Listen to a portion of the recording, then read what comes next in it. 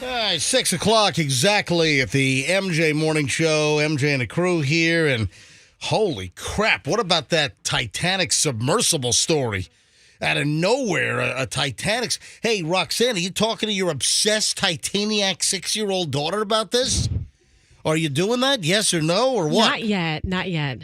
I want to see what happens first. Oh, my God. Yeah, it's too much. Yeah, I have not seen anything new this morning. 5 people missing on this submersible. They were last heard of an hour and 45, or last heard from. I think last heard from sounds better. An hour and 45 minutes after they began the dive. So what do they say? It takes like 2.5 hours to get down to the depth at the speed that they go. And they submerged on Sunday morning over the top of the wreck. And, of course, the Titanic sits in 12,500 feet of water. And they were going down to see the wreck in this submersible. You know, the submersible might be a little questionable. Did you see some of the details on the submersible? A CBS reporter was in the submersible. You know CBS Sunday Morning? Yeah. I love that show. Yeah, That's a good one. It's kind of soothing and relaxing. It's Yeah, kind of yeah. like a meditation type show with their CBS Sunday Morning music and everything.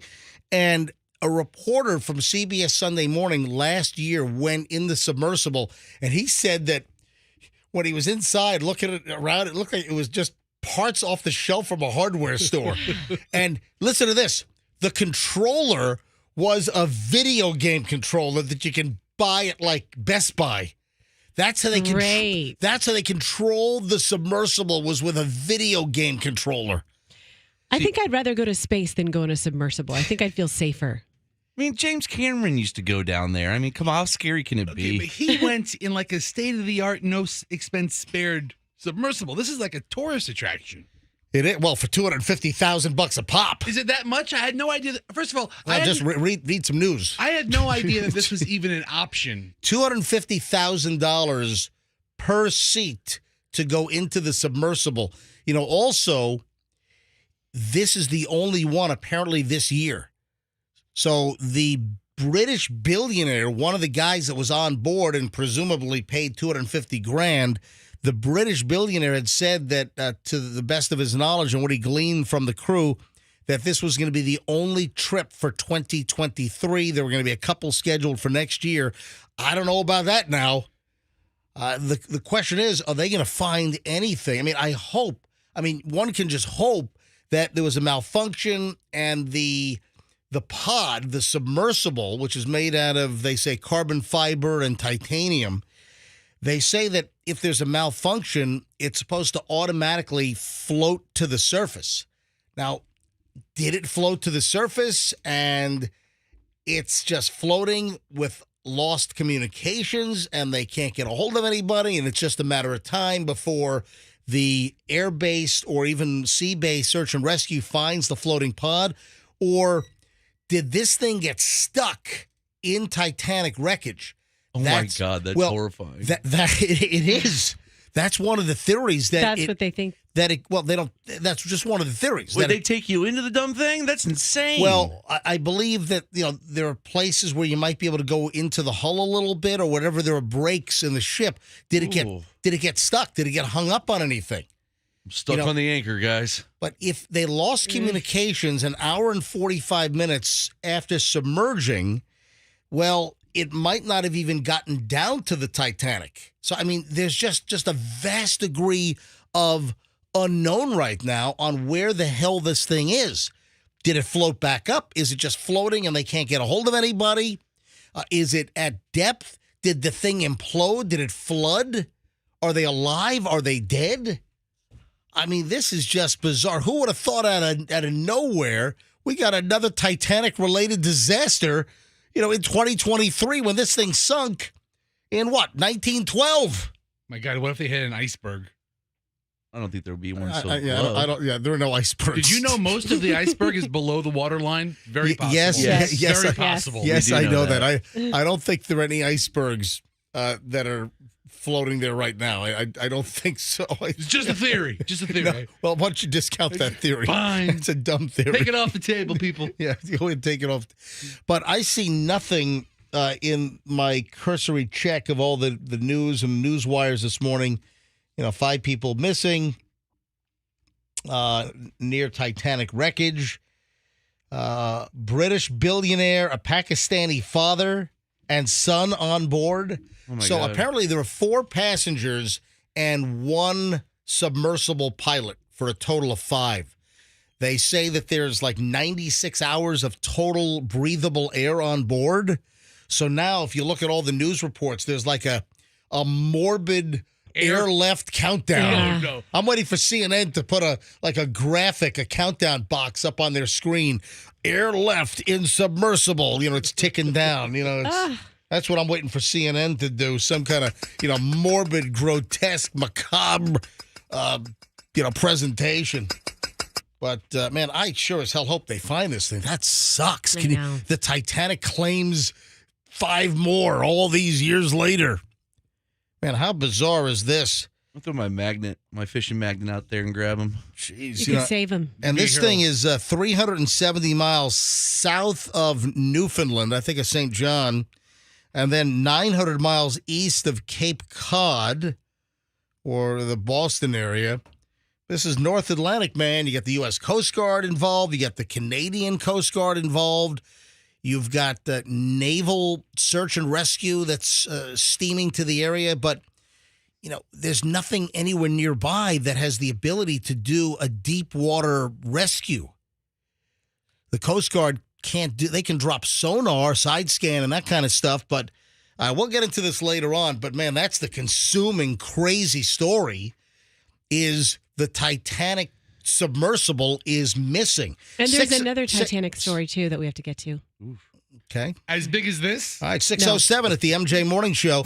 Just getting rolling. Stand by. We're back in a minute. Let's grab traffic and Pat. It's the MJ Morning Show on Q105. Well, we got some heavy, slow traffic northbound 41 approaching Causeway Boulevard. I don't know.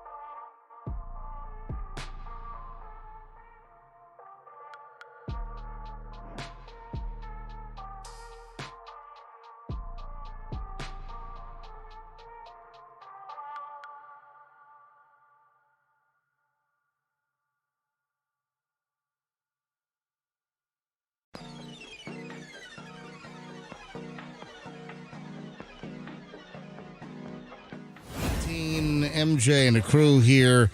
So we'll bring you any breaking news regarding the Titanic submersible, tragedy is what it's looking like now. We'll bring you anything that develops. All of our news alerts, I believe, are on.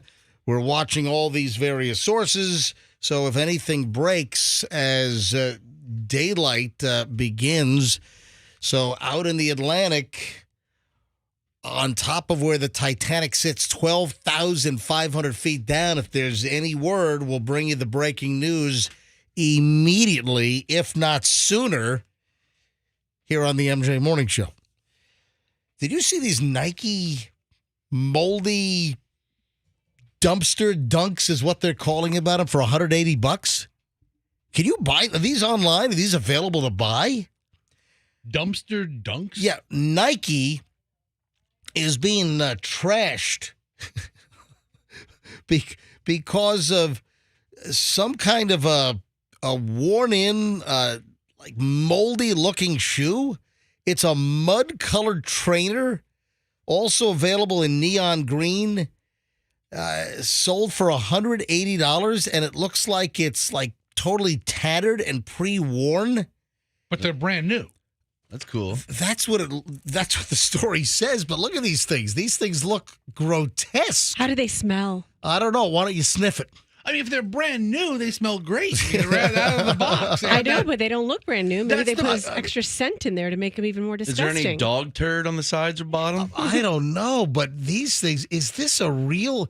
Can you go to the Nike website? Can you buy these things? Of course you can. According to the official website, so if you go to Nike, Yeah, I'm on Nike.com. I mean, how do you describe this thing? Picked out of a landfill. I mean, a picture. Well, that might describe it. $180, and they just look like, they've been sitting in a garbage dump, and they've been dug out. Oh, hey, I found one. Oh, here's the other one. I'm going to put these on my feet. Let me read the description. This is from the Nike website. Welcome home from the first look to first step. The ISPA Mind Body is the new definition of R&R. Is that what? Rest and relaxation? I don't know. The inviting and pillowy foam midsole is an oasis of sensations, while its light and airy fly-knit upper provides a sanctuary you won't want to step away from. Guided by Nike's circular design philosophy, a key feature to this concept is designing with product end of life in mind. It looks like this product reached the end of life years ago. So this product has no glue, no adhesives holding the materials together. It's just like a corded system that holds the different sections in place. Yeah, I see that. So it resulted in shoes that can be easily disassembled, no glue necessary, just a single cording system that holds it all together. When you're done with your shoes, there's no need to take them apart or throw them away. Simply drop them off at a participating Nike store, and they'll be given a new life through donation or recycling. Oh, what a pain. Screw that.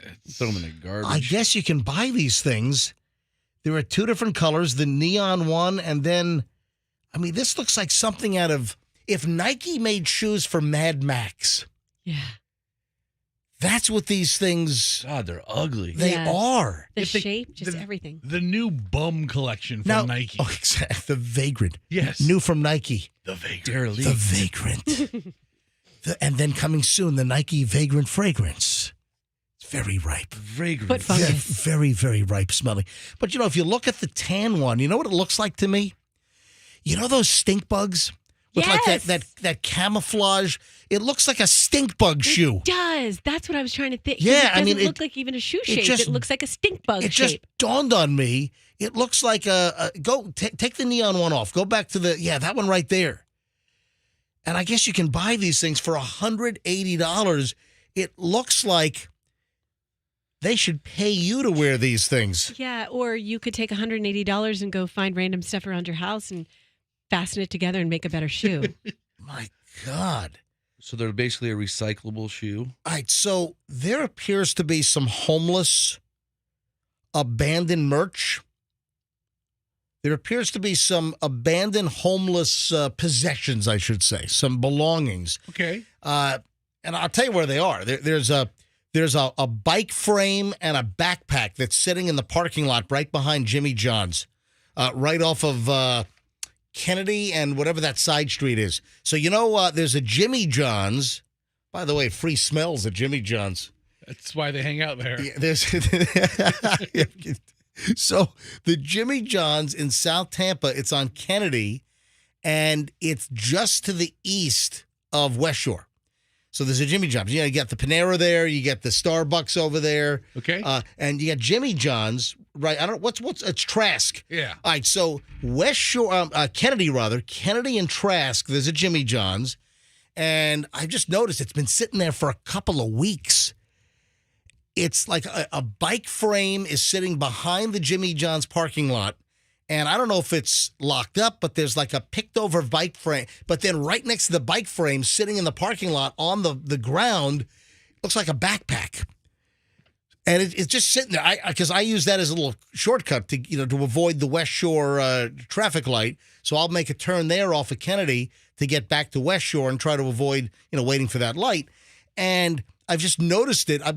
I'm saying to myself, how long is this bike? And how long is this backpack that's just sitting in the park? How long is it going to be sitting there? Well, let me tell you right now that these Nike shoes look like they came out of that abandoned backpack behind the Jimmy John's off of Kennedy in South Tampa.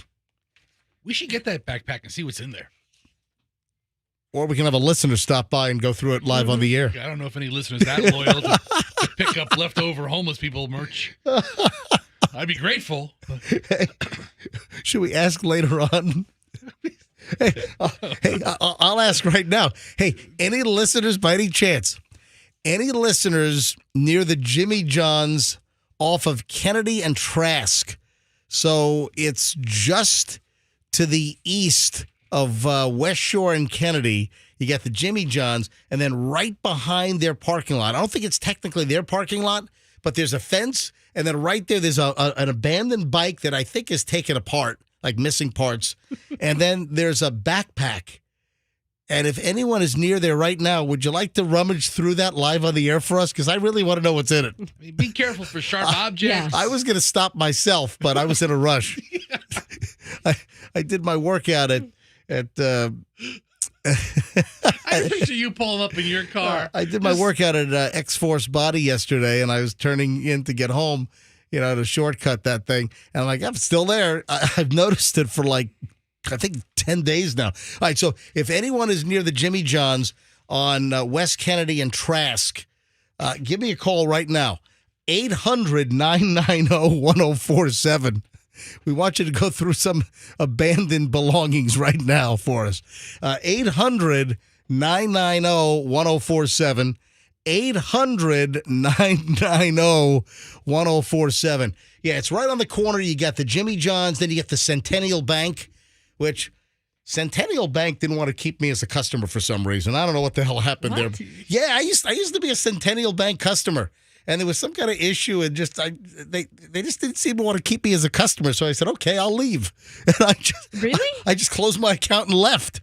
Yeah, I don't know much about Centennial Bank. It used to be a different bank, and then they got purchased, and then it became Centennial.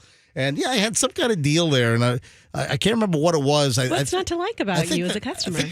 I think they hit me with a bunch of service charges, and I'm like, why? I've never had, and I don't think they wanted to take them off or something. I said, okay, I'll leave. They said, okay, bye.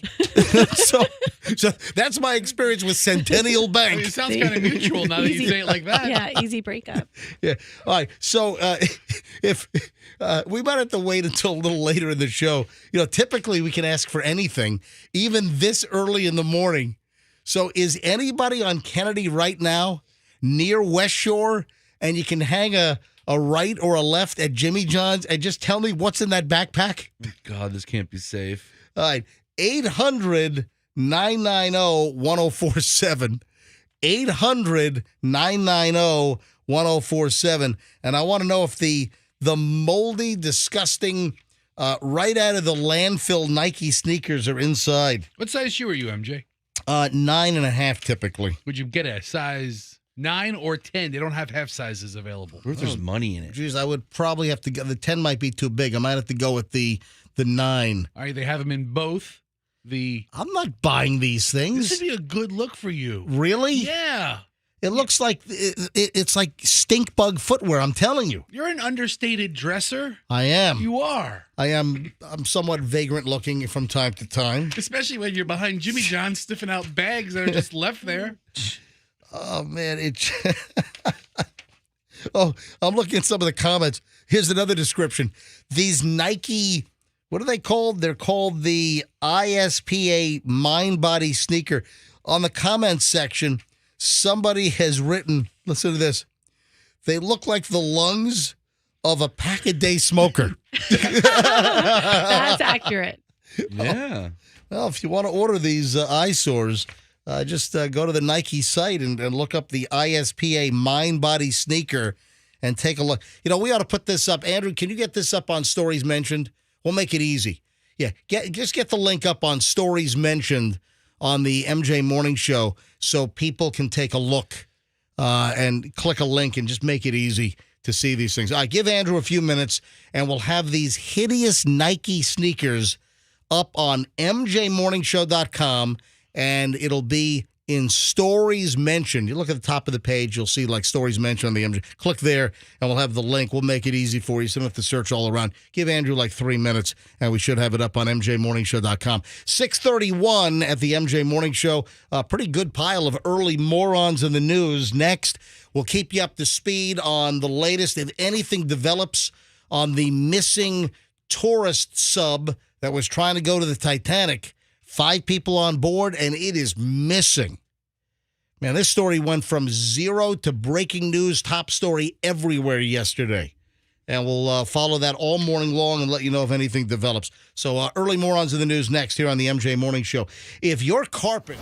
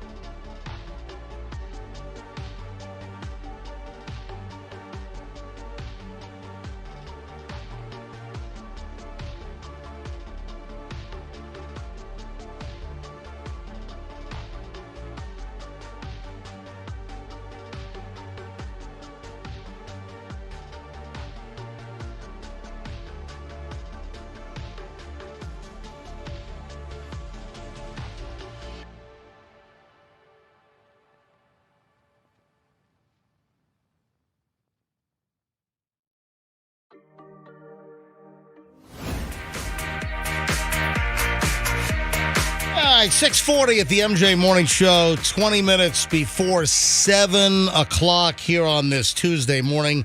Yeah, Rox, you jumped the gun. That's tomorrow. Roxanne just blurts out during the commercial break, "Hey, guys, it's the longest day of the year."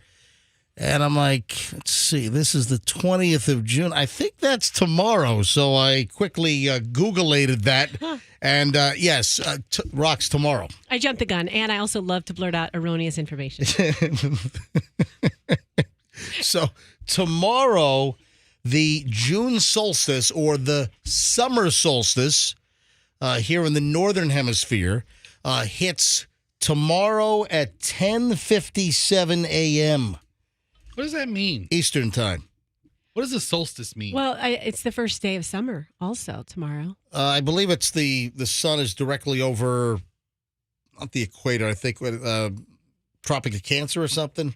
Yeah, so it's we have the most sunlight. It's the longest day, most sunlight, And Roxanne, that would be tomorrow. Okay. Now, would you bring that? Would you blurt that out tomorrow when it's actually accurate? I will. All right. It's close to the longest day of the year, but that doesn't officially hit until mañana. It's pretty darn close. I think it's like, what, couple minutes, couple seconds. shorter. You ready for some early morons in the news? Check this out. The the Pittsburgh Pirates bus driver has been arrested for DUI. Can you imagine a Major League Baseball? That's not good for your career. What was he? Was he like Driving the team? He was driving the team. I'm about to say, was he driving the team or was he having dinner or something? Well, nope. Listen, no, driving the team, driving the bus. Listen to this. So the bus driver was taking the team from Chicago till Milwaukee. So you had the Pittsburgh Pirates that were playing in Chicago. Then their next stand was up in Milwaukee. So instead of, I guess, getting on an airplane, It's a quick drive. they've got it figured out. It's quicker for them to get on a tour bus and drive from Chicago up to Milwaukee. And Illinois, or as Froggy would say, Illinois, It's a hard S. no, it's not. The Illinois State Police said the driver was traveling away from officers assigned to escort the bus. So wait a minute. They know how to drive from Chicago to Milwaukee. The bus driver starts driving away from the cops. They say he was driving erratically and eventually just pulled over and stopped the bus on the shoulder of I-94 in Chicago. They say there were multiple obvious signs of impairment. The driver, not employed by the Pirates, but was a contracted worker for a charter bus company. That makes me feel a little better. No one was hurt. On the field, though, the Pirates were swept the past two series against the Cubs and the Brewers. So to add insult to injury, I guess the Pirates got swept.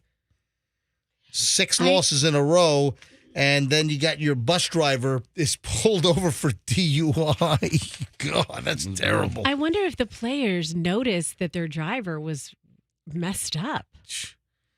Could have hit a bridge abutment. They could have been in an accident. You got a drunk driving bus driver driving a Major League Baseball team? I mean, if you're swaying back and forth in your lane on those big buses. Thank you for that observation, Fester. Listen, you're jerking back and forth. You take a lot of bus rides, I imagine. That's very observant of you. Yeah, you'll notice if your bus is weaving all over the interstate. You notice that, right? What is a scenario where you don't notice that someone's weaving in and out of a lane? Maybe if you're knocked out. Maybe so. If the players are as drunk as the bus driver. Can anybody name one player on the Pittsburgh Pirates? Nope. I can. Who? Willie Stargell. Yes. Roberto Clemente. Yep. Kent Tekulve. Okay, there you go. Okay, good. Look at that. I didn't know how much of a baseball Pittsburgh Pirate fan we were. Now they spring train locally. They're They in Bradenton. do. Yeah, Bradenton. Yeah. Well, if you're driving the Pittsburgh Pirates next time they do spring training in Bradenton, make sure you don't stop off at some microbrewery and get all loaded up. You know what? It's completely possible that the contracted bus company driver is listening right now. So don't let that be you. No. There is a woman in Ohio that refuses to take down her 10-foot tall werewolf. You know those huge Halloween statues that they sell at Home Depot? Right? Oh, yeah, I know which one the werewolf is cool. Yeah, it started off as they just had the skeleton. Remember? A couple of years back, all they had was the skeleton. Huge skeleton. Then they expanded, and there are a couple of different ones now. And a woman in Ohio, her name is Mary Simmons, and she's in Dayton. She bought the 9.5-foot tall werewolf as a Halloween decoration last October, and then she decided she was going to keep it up all year. Well, the city's got a problem with this. What's their problem? I like it. The neighborhood has a problem with this. This is America, right? I mean, if it's your property and it's not like a deed-restricted pain-in-the-ass HOA, which those can be good and bad. I don't want to live in an HOA, and I don't. Because, listen, if I want to have rusted cars and old washing machines with panels missing up on cinder blocks in my front yard, if I want to throw all of our used couches into my front yard, I want that as my prerogative, you know? My prerogative. So I don't have an HOA, and one of my neighbors has life-size Blues Brothers statues in his front yard. No, he doesn't. I promise you, I'll find the picture right now. That's It is- awesome. Do you It want is them, MJ? Outrageous. That would be a selling feature for the neighborhood if the realtor took me by. Listen, I'm a massive, massive Blues Brothers fan. Everyone knows it. Oh, did I say Blues Brothers? Ladies and gentlemen, live from the dilapidated MJ Morning Show studios in St. Petersburg, Florida, here on 104.7 FM, Q105. It's Roxanne, it's Fester, it's Froggy, it's MJ. Yay. It's the MJ Morning Show. And you know what? I'm a huge Blues Brothers fan, but I never wanted those Blues Brothers statues. They always thought they were kind of like, kind of white. Didn't Fester get you a couple of them and I accidentally broke? Yeah, kind of white trashy. I don't know. I just Kinda. So classy. So classy. I never wanted those statues. Froggy, you're telling me that seriously in Town and Country you have a neighbor that has the life-size Blues Brothers statues Yes. in their front yard? Are you Whoa, serious? I promise you. I'm looking for the picture right now. When I find it, I'll show you. Really? It's quite embarrassing. Why? It's crazy. Well, again, you're not in a deed restricted. See, there are times when I guess a deed restricted Yeah. HOA, kind of comes in handy. But a lot of times they're just like a pain in the ass. Your grass, we're going to fine you, $25 a day. Your grass blades are 3 millimeters too long. Or you can't put that University of Florida Gators flag on your front porch. You can't do that. Oh, the pickup truck in your driveway is a foot too long. Yeah. Get it out of the driveway. Your brother-in-law comes and he's got his plumber truck. You can't park that plumber Hey, you truck. talking about my family? Oh, that's true. Yeah. Froggy's from a family of plumbers. That's right. So this woman, Mary Simmons, she bought the 9.5-foot tall werewolf statue, probably at Home Depot, right? Yeah, Of course. I think so, yeah. And now she says she's got no plans to remove it. The city of Dayton, Ohio has warned her. But if this is private property, what business does the city of Dayton, Ohio have to tell her? This would tick me off. I don't want a 9.5-foot tall werewolf statue in my neighbor's front yard all year long. But really, what business is it of the city? So Simmons has been dressing the wolf in various costumes to represent different holidays. I will say right now it's dressed in like American flag garb. Yeah, Has like a 4th of vest. July coming Yeah, up. So it's coming up. Sometimes she puts the werewolf in a Hawaiian shirt. I don't know. Did she dress the werewolf as Santa Claus on Christmas? Mm-hmm. That'd be pretty cool. I'm sure she puts a little Santa hat on it. By the way, the werewolf's name is Paul. It looks like a pole. And Paul has its own Facebook page, over 2,000 followers, because she dresses up the werewolf depending on the holiday or the time of the year. I feel like it's a good deterrent against burglars, too. Like, if you were going to break into a house, would you do the house with or without the big werewolf? in Yeah, front? Simmons said the neighbors have largely been welcoming of the presence in the yard.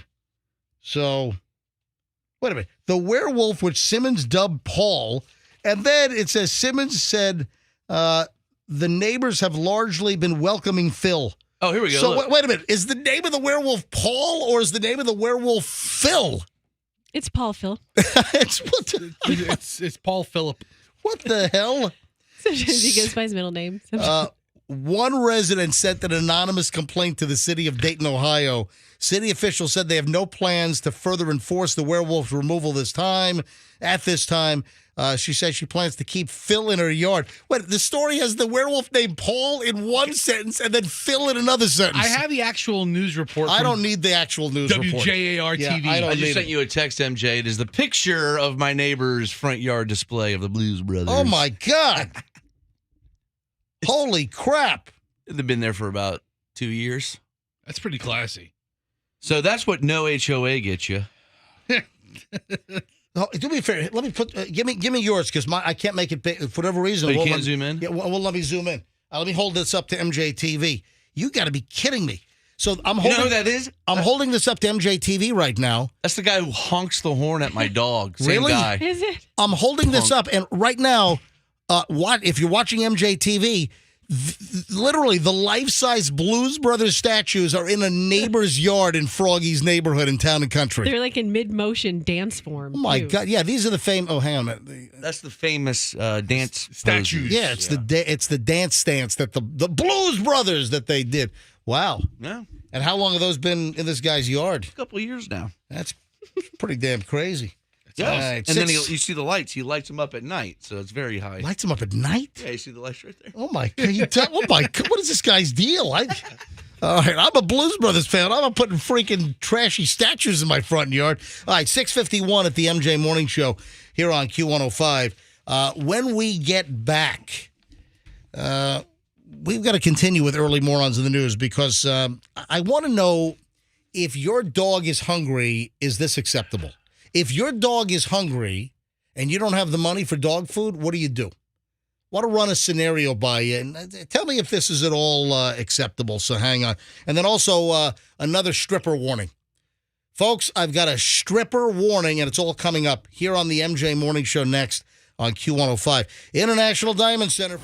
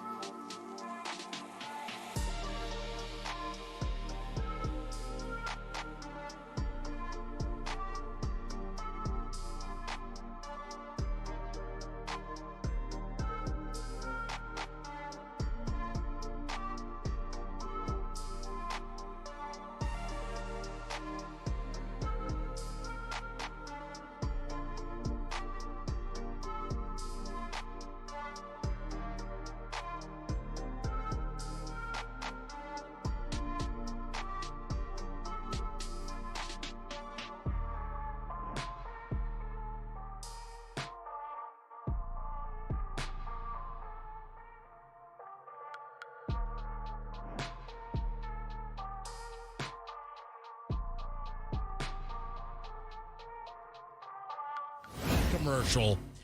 And listen, I don't want to nitpick here. You know, I MJ, stop it. I'm going to stop you right there. Why? Because you know what? You do it to me too. What? And take it up after the show if you don't like something. You don't do it to me because I don't get Yeah, Froggy endorsements. doesn't get any commercials. Hi, this is Froggy for nobody. Hang on a minute. Are you going to play it from in there? Play it from All in right, there. So hold on a minute. So you don't want me to talk about Hold on. this? I've been waiting for you to say something about this since go. All right, so wait a minute. What do you think I'm about to say regarding your endorsement for Circle K? Circle K, a fine convenience store and gas station establishment. Circle K, been around forever. They're building new stores everywhere. Beloved Circle K. Love Circle K. Fester's doing endorsements now for Circle K, But and I'm very happy for it. So what do you think I'm about to point out? the fact that I've victimized many Circle Ks by stealing sweeteners and creamers from their coffee bar for years and years and years. That's not what I'm going to bring up. So Oh my God. you've just self-incriminated yourself. I told the ad executive that at the time. She goes, "How do you feel about Circle K spot?" I was like, "I kind of steal creamers from them," and she's like, "It's okay." The texters have noticed that too. Yeah. Oh, really? Yeah. Wait. What are the texters saying? They said that, Circle K, where Fester pilfers. Well, it's wherever. It's wherever, but- You name the convenience store. Fester goes in, buys a cup of coffee, and he walks out with the entire bin filled with Splenda. Yeah, He takes the whole damn thing. whole thing. You know, They'd rather give Fester an endorsement from a place that he steals from than give one to me. I know. Anyway, Circle K. Circle Jesus. K does a fine job. What- but no, that's not what I'm about to Did I point. flub a word? Although, no, that irony of That's what I you thought. being a convenience store coffee creamer and sweetener pilferer. By the way, if you've just filled up, if you work at a convenience store or a Circle K, whatever, Circle K, the competition, if you work there and you've just filled up the sweeteners and then suddenly minutes later the bin is empty, Fester has been there. Roll back the security footage Yes. and you'll see me. Exactly. All right, Andrew, do you have the audio bite? So Fester, in the last commercial set, just did an endorsement for Circle K. All right. And, dude, I don't want to hear what's going on inside your mouth, man. What's that one? Let me hear it. Oh no, was it real mouthy? Sounds like you got a Circle K fountain drink sloshing around in your mouth. They're All right, called Polar Pops. They're called Polar Pops. And A slushy in there. That's what it says. All right, roll the audio. Listen. plus, when you buy Circle K products, you get every sixth one free. Oh, God. What was that? Oh, my God. Can you recut that? Was it a... Dude, I roll it Play it again. again. All right, listen to this. Plus, when you buy Circle K products, you get every sixth one free. Oh, my ear canal Every- feels wet just Hold listening it. to it. You ever heard it take two, dude? That's like when Froggy does the sloshy talk. My name is Mark Zuckerberg, and I do have a little bit of a sauce. Yes, you're right. Two things. Let me try it. One. For the sixth, what is it? All right, let me roll the audio again. Play it again. Roll it I again. don't Hit hear it. it. Plus, when you buy Circle K products, you get every sixth one free. Okay, go ahead. Plus, when you buy Circle K products, you get every sixth one free. What did I do? Are you saying the way I say sixth? Dude, All the words. it's like it's sloshy. It's like you've got Gushers candy in your mouth. It while really you're- is amateur hour over here. While you're doing the commercial. I'm Like just. the sourest candy, and you're just salivating like crazy. It's like you're Pavlov's dog over there. I do not know for sure. I that didn't they even ring the bell, and you're sloshing all over the place. I don't know that they sell Gushers at Circle K, so I will not go with that reference. However, I will have you all know that I am a one-take Jake. Yeah, we on know. every read. We obvious. noticed. One-take Jake. Let's go. Really? This definitely won't take 6 takes. Andrew's like, I don't have a lot of time to record. I was like, don't worry. It's going to take 30 seconds. Here we go. All right, so Roxanne, I shouldn't talk about this? You should definitely talk about it so we can find out what microphone you cut that on so we can have that sterilized with all your... My God, I'm going to get Zero Res out here and have them clean the microphones. And by the way, the microphone will stay cleaner longer because they don't use all the shampoos and chemicals that attract dirt faster at Zero Res. And then the guys from Zero Res can download the Circle K app, and every 6 purchase is free. Dude, can you recut that? I don't want to hear the I'm not slosh gonna do it. going I'm on. not going to Well, do now it. it's everybody Listen, wants to hear it. Circle K corporate called and said they're very happy with it. It Very happy reminds with- them of their Polar Cup slushies. Very happy with your sloshy spot. Their with- previous Hello, it's Fester from the MJ Morning Show. Can we get Dr. Childers up here and get the dentist vacuum in your mouth? Let's get while you're doing commercials, get the Get the And dentist close. sucker in your mouth. And close. Okay. Before me, they hired Stuttering Stan, and they were not happy with him. And before that, it was Mushmouth Mo. Great. When you Oh, kiss Mo. Allison, you give new meaning to the swapping spit. Yeah. term. Oh my God! I don't You want have to no think idea. about that. All right, moving along. All right, we haven't gotten to what I teased yet. We've got a dog food dilemma. So here's the dog food dilemma. If your dog is hungry and needs dog food, to what lengths do you go to get dog food if you can't afford it? Are you talking about traditional dog food, or are you talking about like something for the dog to eat? All right, let me just cut to the I mean, I was chase. about to say, would you go Please, you and your dumpster diving quizzes. behind a restaurant, or would you? Hold- me and my quizzes? What are you going to... Everything starts with a quiz. Not everything starts with a quiz. Most things start with a quiz. No, it doesn't. All right. A man was charged in connection to a dog food robbery out in Missouri, Maplewood, Missouri. According to the St. Louis County Prosecuting Attorney's Office, 42-year-old Gerald Hopkins was charged with first-degree robbery. The manager of the grocery store told the police he saw a man stealing a bag of dog food, asked him to return the item and leave the store. That's when the manager told police that the guy pulled out a gun and pointed the gun at the store manager while he was leaving the store with the bag of dog food and ran away from the store with the dog food. Then he got on a bike and fled on a bike. That's not the best getaway vehicle. Well, hold on a minute. If you're going to use a gun, Yeah. do you only steal dog food? Really?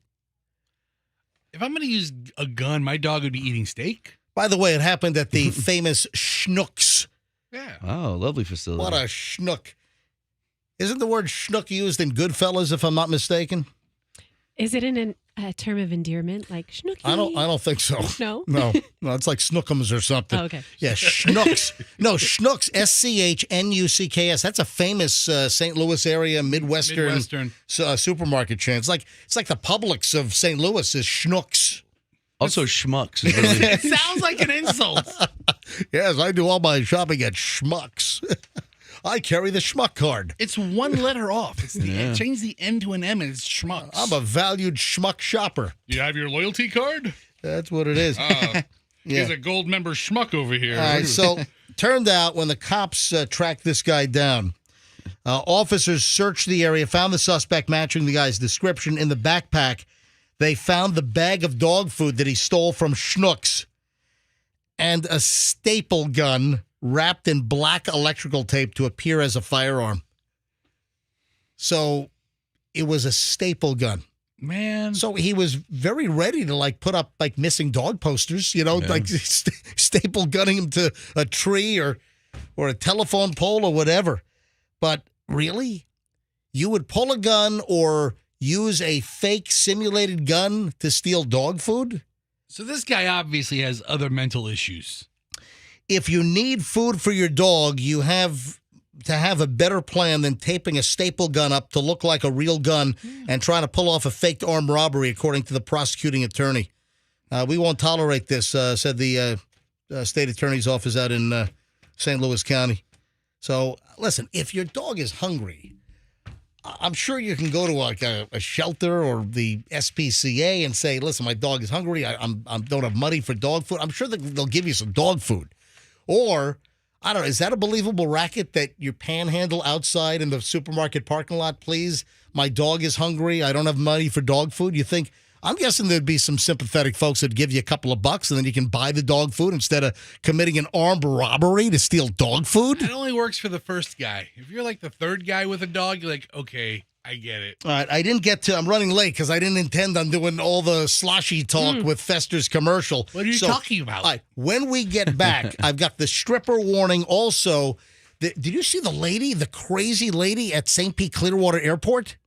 Did you see what this story kind of got lost under the radar because it kind of came out over the weekend and it kind of got lost. But this lady's nuts. And then we got the raccoon lady. Oh, okay. I was confusing the two. Yes. Don't two separate ladies. Don't confuse the raccoon lady with the airport lady. Okay. Nope. All right, all that and a whole lot more. Got a couple of other scams we got to talk about. Roxanne with a series of personal problems that we got to talk about. The latest on the search for the missing Titanic submersible. Or as Fester would say, the missing Titanic You have a stupid speech All right, impediment. all on the way next on the MJ Morning Show here on Q105, and we start an hour and 20 minutes nonstop. MJ Morning Show next. Don't miss it.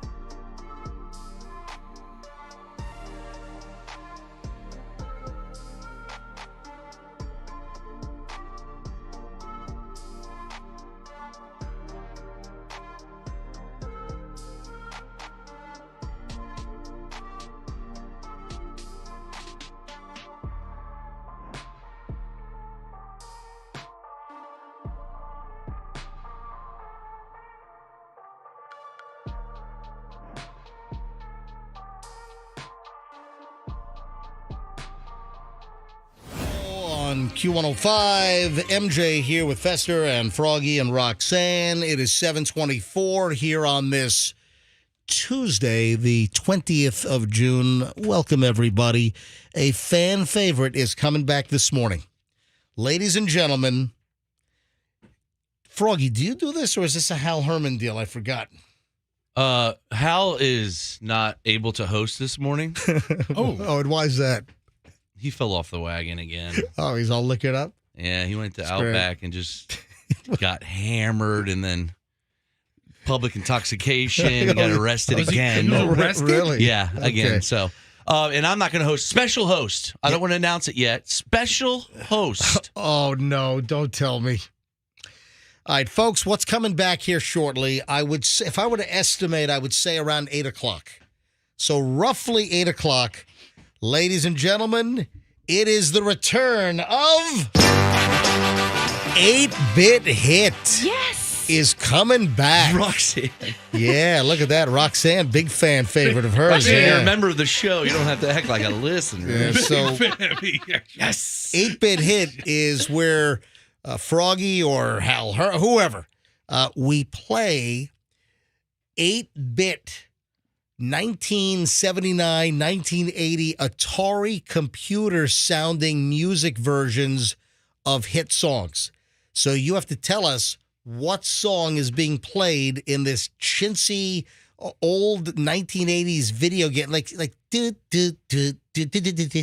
think of the Mario theme. like or exactly. Tetris. Yeah, it's like that chintzy, just low quality computer like blurps and bleeps. Yeah. And you got to tell us, because it's 8-bit. It's like low quality 8-bit hit. You got to tell us what song is being played. And we got a bunch of songs. We'll take contestants coming up probably around 8 o'clock, somewhere in that vicinity. So that's coming up in just a bit. Hey, busy show today. Don't forget, we've got Boy George and Culture Club with special guests Howard Jones and Berlin. We've got tickets to give away in the 9 o'clock hour. So keep listening here on the MJ Morning Show on Q105. We have a lot to do here. We've got the whole Titanic disaster all over again. We've got the missing submersible. We'll get into that. And, I got some crazy audio bites. I got some crazy audio. The sub is missing. 5 people missing on this submersible that was headed down to see the Titanic 12,500 feet below the Atlantic surface. So full details on that. We'll bring up to speed on the story in just a minute. Hang on. A couple of leftovers that I didn't get to yet. Got the stripper story. Of course, this is a Florida story. You got to be careful, man. You know, not all strippers are upstanding, fine citizens. I'm shocked by that information. I'm shocked. Where is that audio bite? That's old P. Diddy.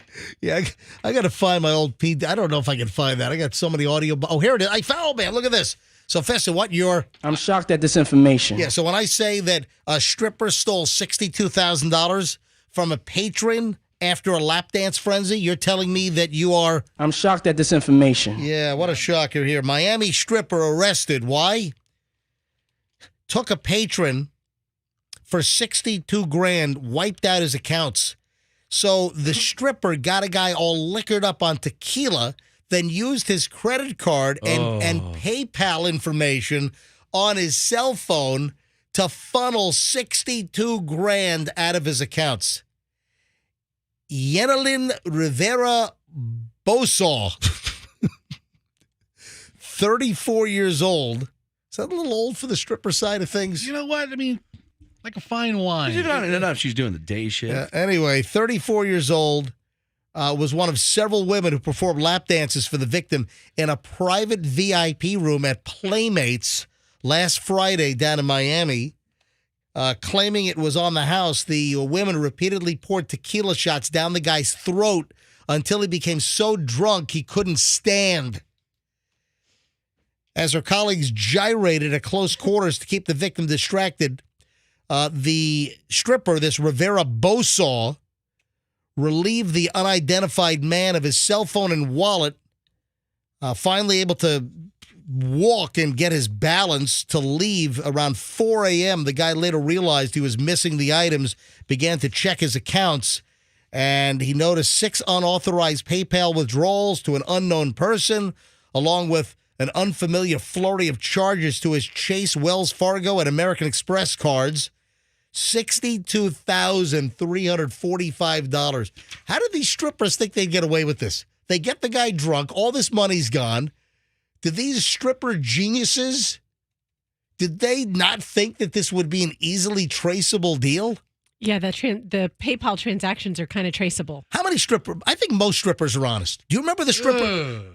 What do you mean? You remember we had a stripper call the show. Okay, we had Remember, one. We had a stripper call the show, I don't know, a couple of months back that listened to us every morning while driving her child to school. Yes. Any strippers I've known are sweethearts. Oh, she yeah. worked at Mons Venus. Okay. Remember? She was there the night that maniac tried to barge in and shoot the place up. Remember that? She sounded like a very nice stripper. Okay, that's one. I don't know if you can say most. And hold on, before something slides by, Roxanne, can you repeat what you just said, please? I said most strippers I know are sweethearts. And how many strippers do you know? I mean, I've been to strip clubs before. I'm an adult. Of course, they're very sweet when you're there. Yeah, I mean, When's the last strip club you've been to? It's been a long time. Did you go to the dollhouse with 2 E's? Yes, I've been to the dollhouse. You know what? I've never been to the dollhouse. Me and either. I've never been to the rip-off Shell station right next door also at the corner of West Shore and Cypress. okay, Roxanne, your experiences when they're working, They're very sweet. I don't know. They're Okay. cuddly. Do you know They strippers outside of just seeing them when you go to a strip club? No, not anymore, but I'm sure I hold did on. at some Did point. you know? Were you friends in with? college? People went to school who were strippers. Really? Yeah. Where did you go to school? USF and So- UF. So you knew strippers that were college Of course. students that made extra money by stripping. Yes. Real sweethearts. Real sweethearts. Did you ever? No, Listen, don't get offended. I'm not offended. I'm just All like, right. No, you just kind of hit me with an offensive kind of Because that's retort. that's just me reading your mind, knowing Oh, where you're going. okay. It's like, All right, 2 local stories here. Then we got to move on. All right, we have the woman at the St. Pete Clearwater Airport that climbed the fence. This is a crazy story, and it happened last week. It got reported over the weekend, and it kind of got lost in the shuffle. And I dug this up. I'm like, how did we miss this? This is from the Tampa Bay Times. Woman was arrested by the Pinellas County Sheriff's Office, trespassed onto an active runway, or taxiway rather, at St. Pete Clearwater, at PIE. So the woman trespassed. This happened last Wednesday. This woman scaled the perimeter fence, which typically, aren't those barbed wire topped? Yeah. The woman scales the perimeter fence at the St. Pete Clearwater Airport and enters the U.S. Coast Guard Air Station Clearwater, which that's right there. That's one of the busiest, I believe, in Florida, if not the busiest. Right next door. Yeah. So right at PIE, you have the Coast Guard, the C-130s operate out of there. So the woman climbs the fence and stole a tricycle belonging to the Coast Guard. Is that the kind of military equipment we have at the Coast Guard? That's what I wanted to know. So the Coast Guard, has tricycles. I mean, I have a lot of respect for the Coast Guard. Do they have little streamers hanging off the handlebars with a little bell that goes bling, bling, bling, bling, bling, bling, bling? I used to ride those things all over my grandparents' neighborhood. Or is it the adult tricycle that has a basket in the back to bring your groceries home? Yeah. Maybe so. So the woman climbs the fence.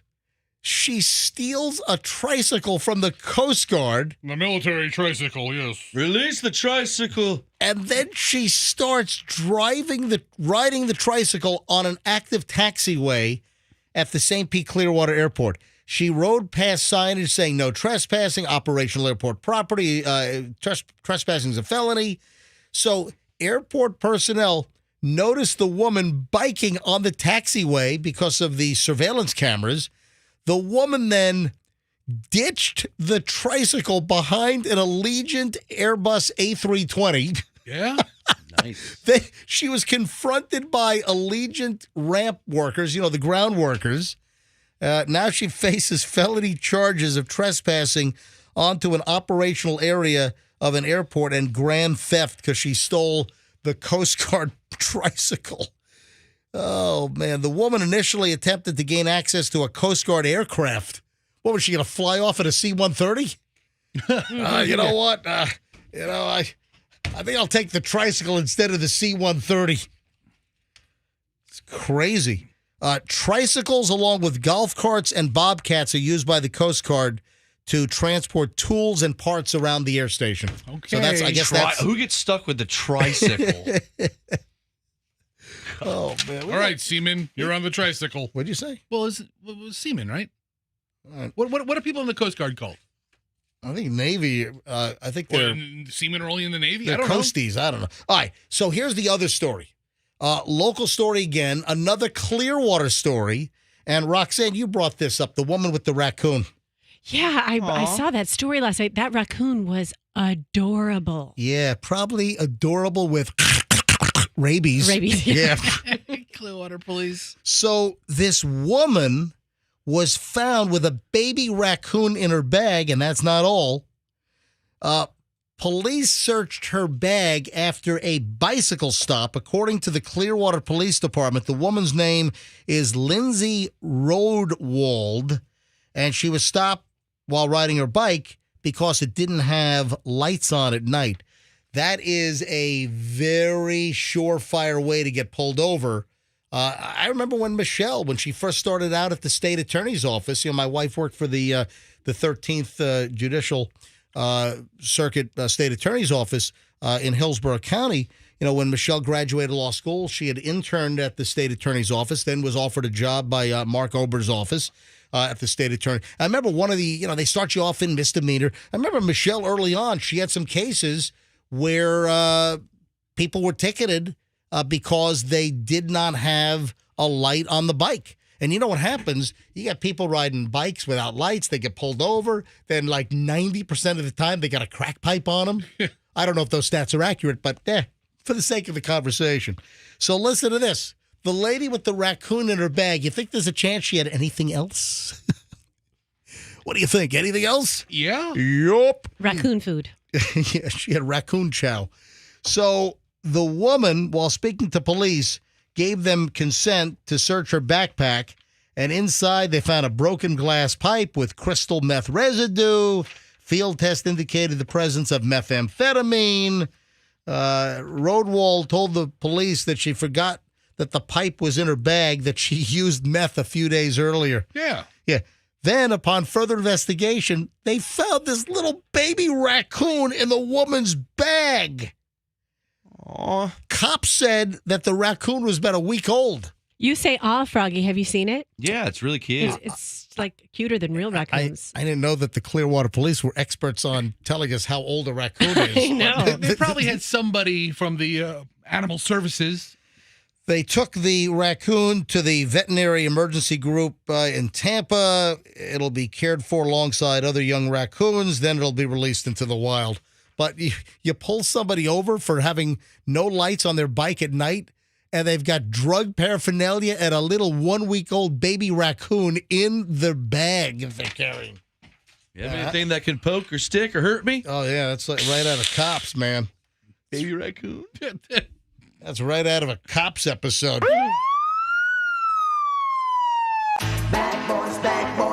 What you gonna do? Cops is filmed on location with the men and women of law enforcement. All suspects innocent until proven guilty in a court of law. And look at the cute raccoon. I was watching an old episode of Cops, and Yeah. a cop got stuck by a needle from a meth guy. Oh, yeah. God. The process they have to go through is insane. That sucks. He was all freaking out. All right, let's do Titanic. Now, what a crazy story. Yeah, yesterday this story broke hard. It started to trickle out like late morning. After the morning show, it was like 11 a.m.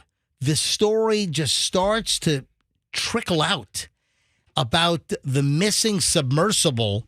And then before you know it, this was like lead story. It was all over the news last night, top story everywhere, all of the cable news channels.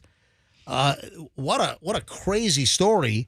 And the submersible owned by Ocean Gate is missing. And there is a massive search that's on. 5 people. Now, we have the latest information, and the latest is, well, no additional news. but there are some very interesting elements to the story. The Titanic is situated like 370 miles kind of southeast of Newfoundland. I think it's St. John, Newfoundland, about 900 miles east of like Boston.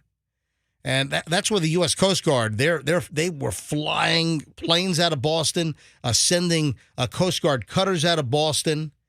The Canadian Coast Guard also put some P-8s and some C-130s in the air. The Coast Guard has C-130s in the air. Did they dispatch the tricycles?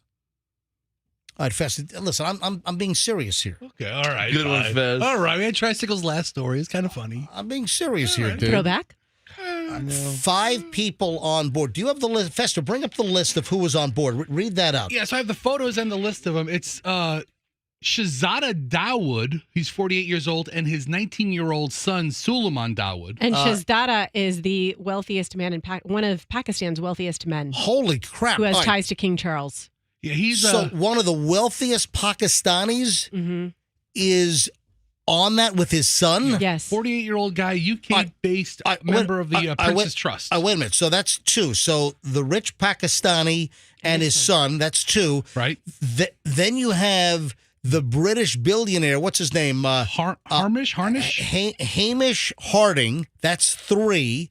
And then you have the French rich guy. There's a guy named... what's his name? Nargolay, or how do you say it? Nargolay? Nargolay. What? Nargolay? No, it's L-E-T is not let. In French, it's lay.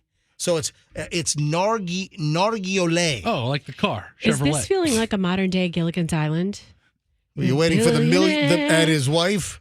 You know what, Roxanne? The billionaire and his son. Sensitivity. Okay, hold on. Yeah, My- you know my- what? That is pretty My insensitive. tricycle joke didn't float, but neither did this. All right, let's faster. Come on. I just need you to leave the room. All right, so no, you can stay. Okay, thanks. This is a So tragedy. these are the 4 people on board. There's a 5th person. Well, that's the pilot. Okay. So the 5th person is the pilot of the craft. And again, this is the Titan. The Titan craft was made out of titanium and carbon fiber. They lost communication with the submersible sub about an hour and 45 minutes into the dive. They say it takes about 2.5 hours to get down to the Titanic at 12,500 feet down. It's like 2.5 miles down into the cold, dark North Atlantic. The whole trip was supposed to be about 6 to 8 hours. Where is the submersible? Some reports say that it might be stuck, that maybe it might have breached and gotten into the Titanic and, into the hull, or what if it got hung up? What if this thing is stuck and they can't break free? Are they going to be able to get rescue and salvage equipment capable of getting that deep? Are they able to get it there quick enough before they run out of air? Because the reports are that they went down early Sunday morning, Eastern time, or I guess that would be probably Atlantic daylight time, and that they have 96 hours of breathable air on board. So do the math. I think I saw that they've got enough air until like noon on Thursday, potentially. Okay, question. Yeah. So it was launched from the Canadian research ship, the Polar Prince, and then they lost contact an hour and 45 minutes later. That's what I said. How did they lose contact?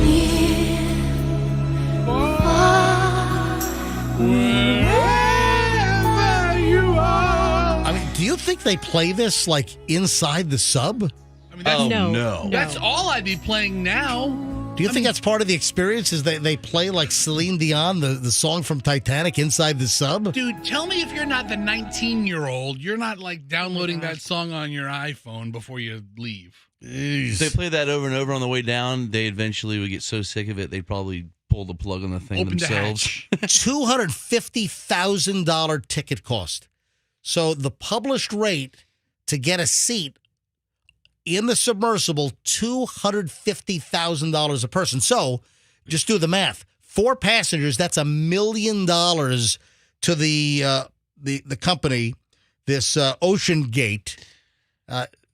This tourism might be over. This might be it. You think? If I'm paying $250,000 and I'm one of the wealthiest people in Pakistan, I'm having this submersible audited before I go down in it and make sure, like, okay, what's the backup plan if you lose contact? What's the other? Do we have Apple AirTags with us so you can find us that way? Like, there's got to be some safety net that wasn't checked. I'm starting to wonder if this is there's some subterfuge. If I was paying $250 and I saw, I'd be like, "What's up with the Xbox controller?" Well, hang on. I'm glad you $250,000. Hold on. Have you seen the controller? Hang on a minute. I'm glad you brought that up. Does it really? Look, I have a drawing of it. Dude, it is. They're using a video. That's what I use.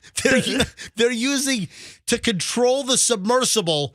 They're using a $25 video game controller that I think they got at GameStop or Best Buy. That looks like a GameCube Now, controller. hang on. Let me read this to you. So last year, CBS Sunday morning correspondent, Sunday morning, it's Sunday morning on CBS.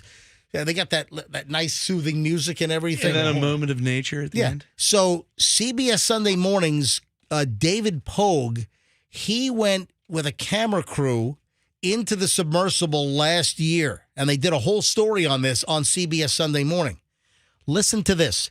As the reporter from CBS got situated in the vessel, which he said had as much room as a minivan, Pogue said he couldn't help noticing how many pieces of the sub seemed improvised with off-the-shelf components, including a video game controller that was used to pilot the sub. Yeah, that's what I want, a hodgepodge improvised sub to travel in. To go 12,500 feet down to see the Titanic. My God. So this CBS reporter didn't take the trip. No, he did. Okay. Not this one. He went last year. All right. Yes, he was in the submersible last year, and they did a whole story on CBS Sunday morning. Man, this is crazy. Oh, by the way, folks, we are getting flooded with requests via text and email. People want us to call the Titanic VHS collector in Largo. Oh, God, that guy's... JD. That guy is something else. He's gonna meet his quota. I can promise you that. He's gonna reach his goal. All right, hold on. I think we're gonna call him in just a second. All right. I have a couple of audio bites. Wow. I mean, this story is unbelievable. 5 people are missing. Where is the submersible? Did it get stuck inside the Titanic? Is it hung up on the Titanic 2.5 miles down? Was there a catastrophic failure? Did the thing implode? Did it get crushed like a Coke can? Did it flood? Did a sperm whale accidentally suck it up? Are they alive? Are they dead? What's the story? I mean, this is just an intriguing, insane story. Will they ever find this thing? So one of our texters brought this up, and it stresses me out just reading it. But she wants me to ask you, high pressure nervous syndrome is a thing. Can you imagine how the psychosis that people are dealing with in that situation? Oh, can you imagine if they're still alive and they're stuck down there and they know that air's running out? I'll eat everybody in here. That's what I'd say. This is not the movie Alive. Yeah, you're gonna run out of air in 2 days. Go ahead, eat me.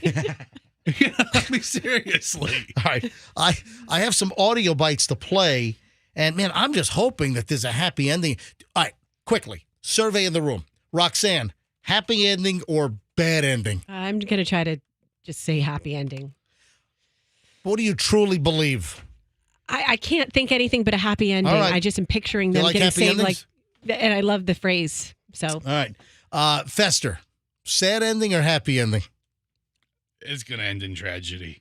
This is All right, awful. Roxanne with a happy ending. yeah. Well, think about Fester the Thai boys. The Thai boys ended happy. Remember the boys who got trapped?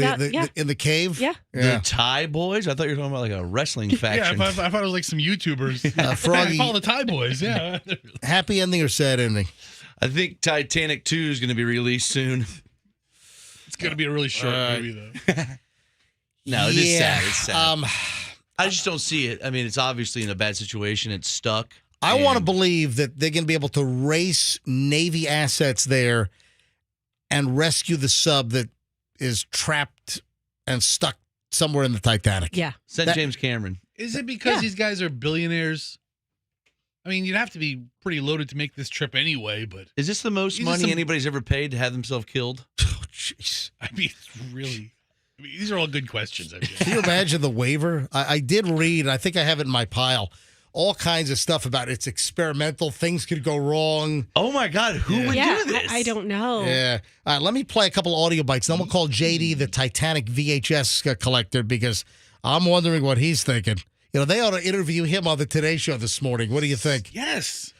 All right, couple of things here. This is the CEO of this Ocean Gate company. The CEO, his name is Stockton Rush. Now, there was also a report that he was on it as well, but that doesn't make sense. If there were 4 passengers and the pilot, I don't know how Stockton Rush could be on there.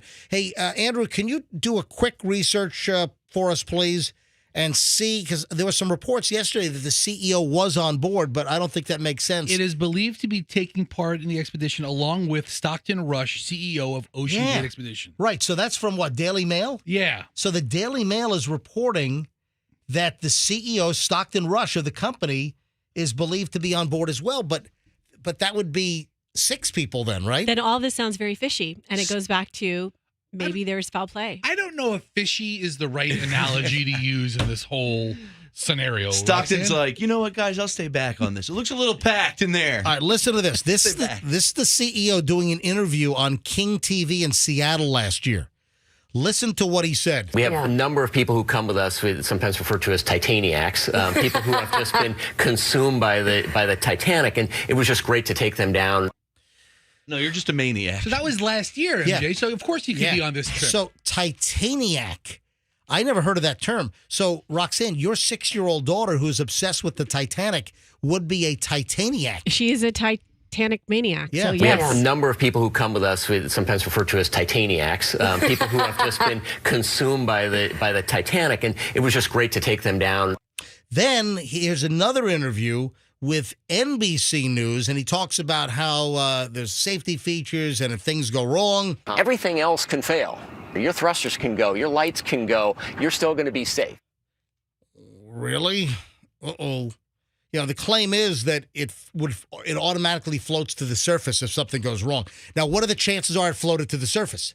And it's floating And it's somewhere. floating, and they have air, and they're safe.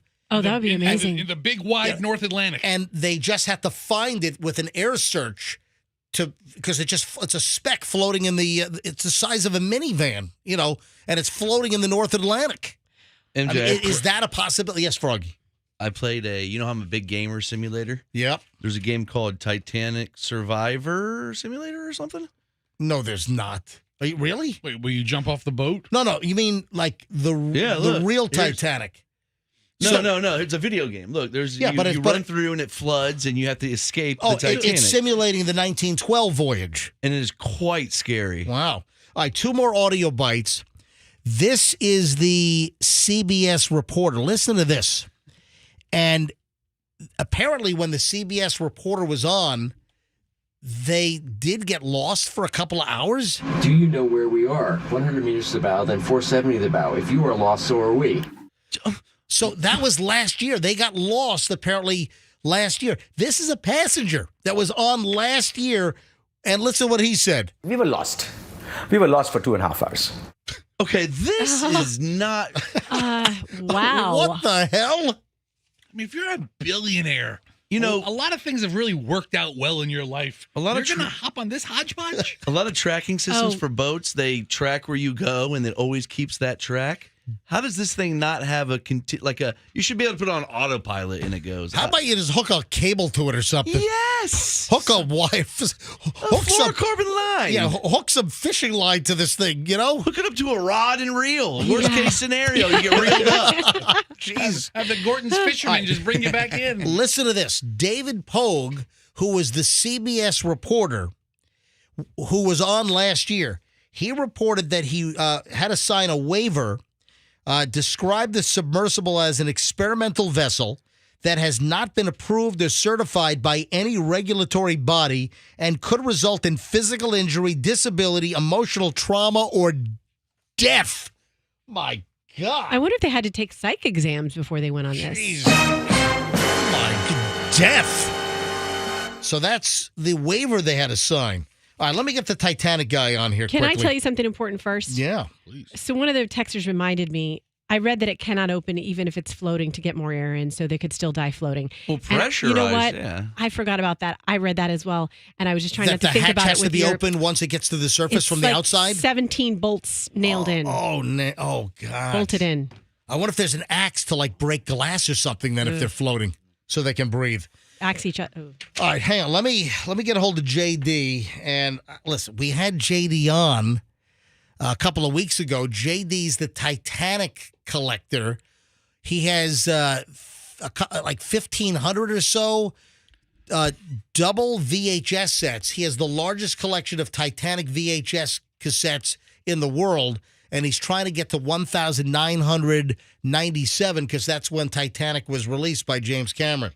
So I guess the question is he going to be serious? Because he was kind of fun to have on the air last time, but this is not quite as fun. All right, 727. JD, Jack Dawson. It's actually his real name, by the way. Yeah, we He's a found that hero. out. It's not Jack Dawson, but his initials are JD. Is he going to be serious or is he going to be, hey? I guess we'll find out.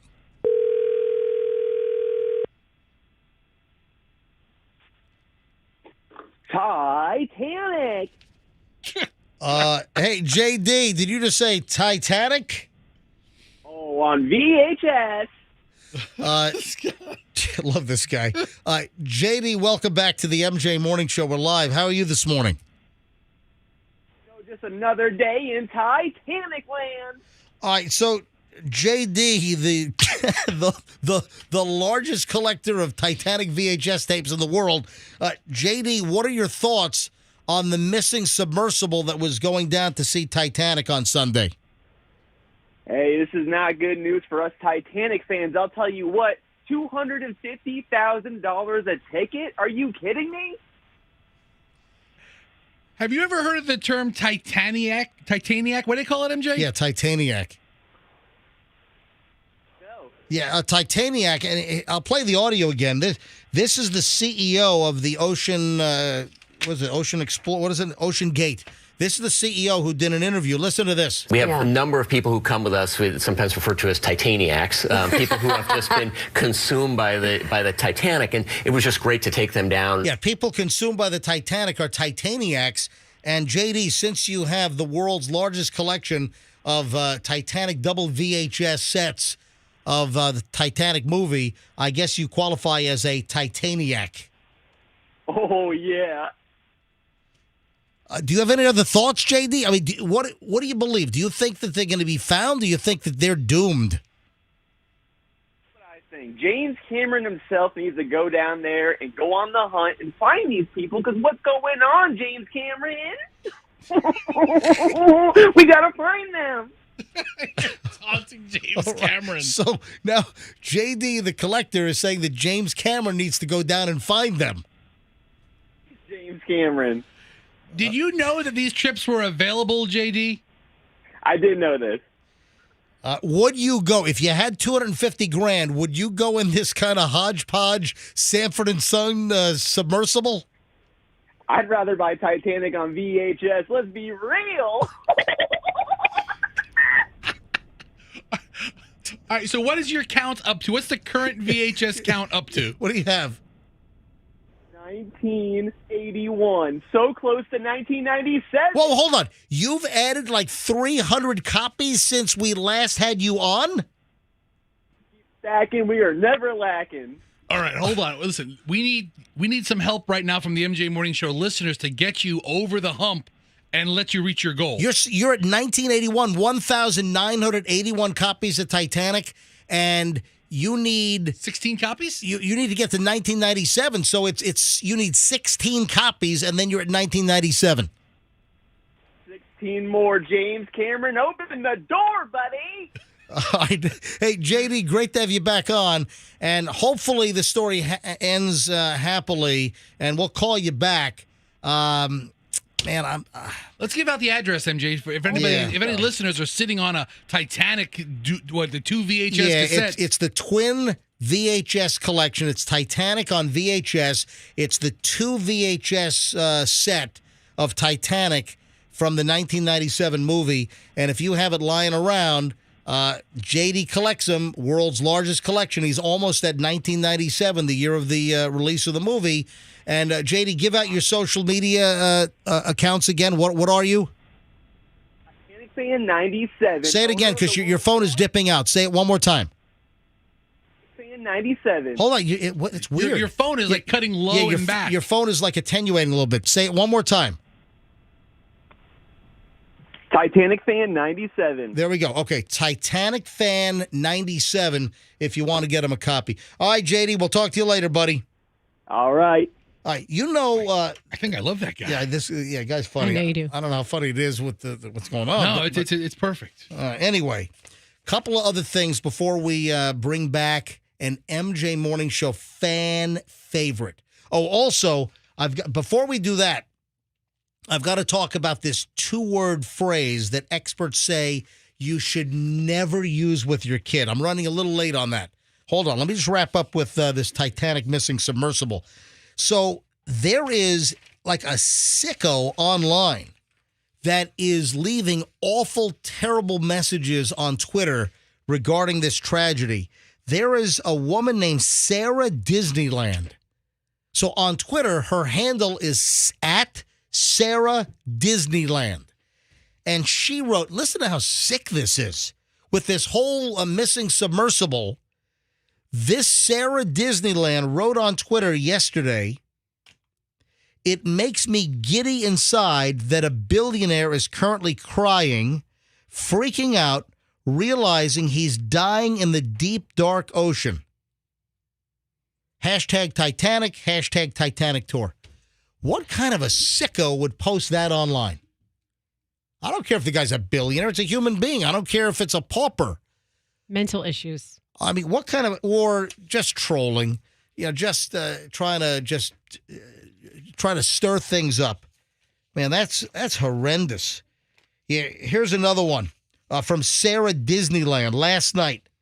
Tweeted this out. The billionaire currently dying amongst the other rich a-holes of the Titanic had 56 years to live selfishly. Now he gets to spend eternity in hell where his money can't go with him.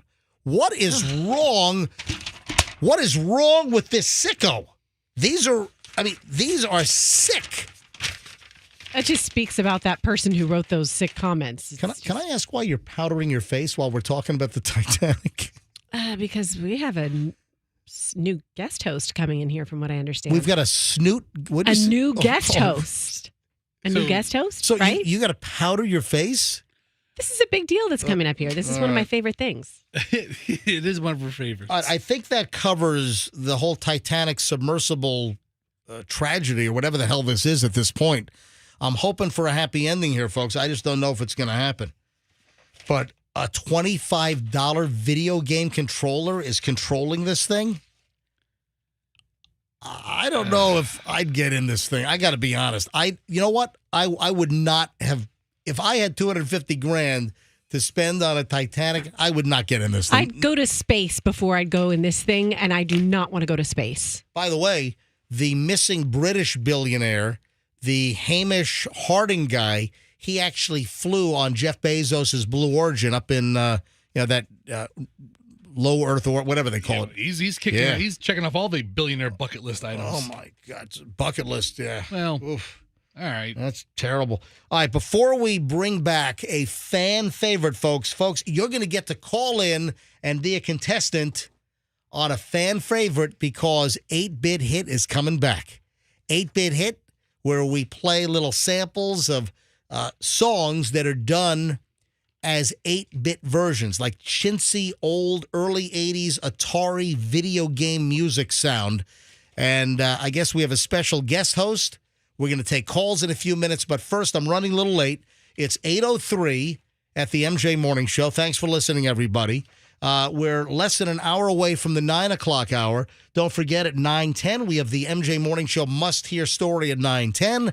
And also, we'll give away Boy George with Culture Club, along with special guests Howard Jones and Berlin. Berlin, No More Words, and Take My Breath Away from Top Gun, Howard Jones, He Doesn't Need an Introduction, all kinds of great songs. So great concert coming up July 15th at the Mid-Florida Credit Amphitheater, and we will have your tickets. You can win them in the 9 o'clock hour. Keep listening to the MJ Morning Show here on Q105. All right. You're never supposed to use these words. Roxanne, you've got young kids. You've got the youngest kids in the room, so I think this might apply probably to you most. Okay. But when your child is having issues, when your child is melting down or having some kind of an emotional, comungulation, whatever's going on, according to an expert, Rachel Romer, the CEO and co-founder of Education Assistance Benefits Company Guild, who has 2 children herself, she says that you should never use this 2-word phrase when your kids are having issues. Never, do you know what it is? Say it. Let's hear it. Never say calm down. Oh, I'm good. I never say that. I say calm the bleep down. So I use 4 words. You tell your kids to calm the F down? No. She makes it a 4-word phrase, so it's fine. No, I never cuss at my kids. In the middle of parenting her 2 little 4-year-olds, she's got 2 little 4, are they twins? I guess. And I think about they're anxious, and saying calm down is about the worst thing you can tell a 4.5-year-old. So never, ever use the phrase calm down with your kids. I don't know about that, man. I can think of a lot worse. This 2 sounds words. like the dumbest advice I got to be honest. This sounds ridiculous. We tell our kids goose fabra. What? You know, didn't you see that in the Adam Sandler movie? What movie was that? Goose fabra. You say that. Anger management movie. Yes. I think I missed that one. That might be the one Adam Sandler movie I didn't watch. I think I missed that gem. Okay. I did see Uncut Gems, though. So, all right, ladies and gentlemen, it's here. Ladies and gentlemen, it's back. This is a fan favorite, and I'm told we have a special guest host that's about, I think I know who it is. Well, Hal Herman had a run-in with the law recently, so he's not available. I'm thinking it's somebody associated with this game show. Ladies and gentlemen, 8-Bit Hit is, oh my God. Hey, thanks for having me. Louis Anderson from the Family Feud is here. Oh, no. You guys took a little bit of time. I was trying to finish my morning cup of cake in the green room. Oh, my God. It's real I'm cake. almost done. You have a cup of cake? Every morning. How do you get your morning started? How else? It's a great idea. Oh, my God. Are you getting this on camera on MJTV? What's there to be? What's going on? I mean, the morning cup of cake is one of the most important meals of the day. Froggy's in a fat suit. No, my name is Louie. Okay, Louie is in his normal body. Where did you get that? Oh, no, hang on. This happens sometimes. This happens sometimes. 2 hands. Sometimes my morning cup of cake, it's in my face. It's all over your beard. It's a lot of icing. First of all, Louis Anderson never had a beard. No, Well, no, hold on a you know. minute. Hold on, maybe he did. I mean, We're going to use the suspension of disbelief, is I mean, it? this is an homage to Louis more than anything. All right. So, ladies and gentlemen, 8-Hit Bit is back. We're going to play for you, the contestant, a clip of a popular song done in chintzy 8-bit computer music, kind of like the old chintzy Atari music from like 1982. How would you like to be a contestant in the triumphant return of 8-Bit Hit? Let's go. If you'd like to play, we'll play the song for you down the phone, and you tell us what it is. Let's do it. We'll take calls right now. 800. 800. I'm going to help. 800. 800. 990. 990. 1047. 1047. Call the show. Right now. Dude, you've got cake all over your face. Well, listen, this is part of Louis Anderson's morning routine. I never saw Louis Anderson eat a cup of cake. Every morning for the last 25 years. It's something my father turned me on to. All right. All right, let's go. If you'd like to be a contestant right now in 8-Bit Hit, Do I guys look like I've lost some weight? Look at Lou's belly. I've lost a little bit of weight All right. lately. You do look good, Louie. All right, I got kicked out of the Olive Garden. All right, so I guess you can't put Alfredo sauce in a wine glass and drink it. All right. Who knew? all right, all the phones are loaded. Andrew is screening calls right now for 8-Bit Hit. How many do we have? Oh, we got a bunch of them. Holy. Yes, we got a bunch of songs here that are done in the 8-bit variety of music. All right, let's go to phones. Michael is going to be our first contestant. 8-Bit Hit, which is making its triumphant comeback. Michael, welcome to the MJ Morning Show. You're going to be the first contestant with the return of 8-Bit Hit. Michael, you there?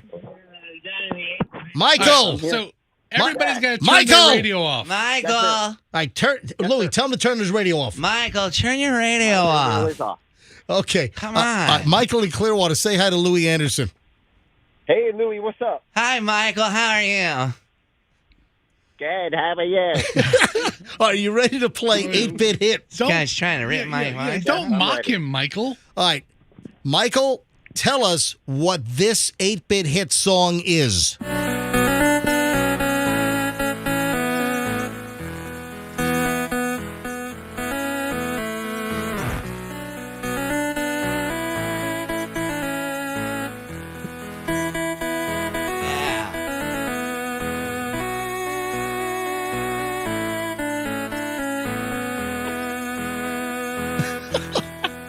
What are you doing over there, Louie? He's dancing with his cup of cake. All right, Michael, do you know what that 8-Bit Hit song is? It sounds like Linkin Park. Oh, Michael. Oh, Michael. Michael, it is not Linkin Park. Michael. One of the sexiest songs ever. Michael, thanks for trying, but that is wrong. Let's grab, that opens up a line, 800 Wow. 990-1047. Let's grab Herman in Dunedin. Hello, Herman. Welcome to the MJ Morning Show. How you guys doing? All right, Herman, you get to pick up where the last caller failed. What is this?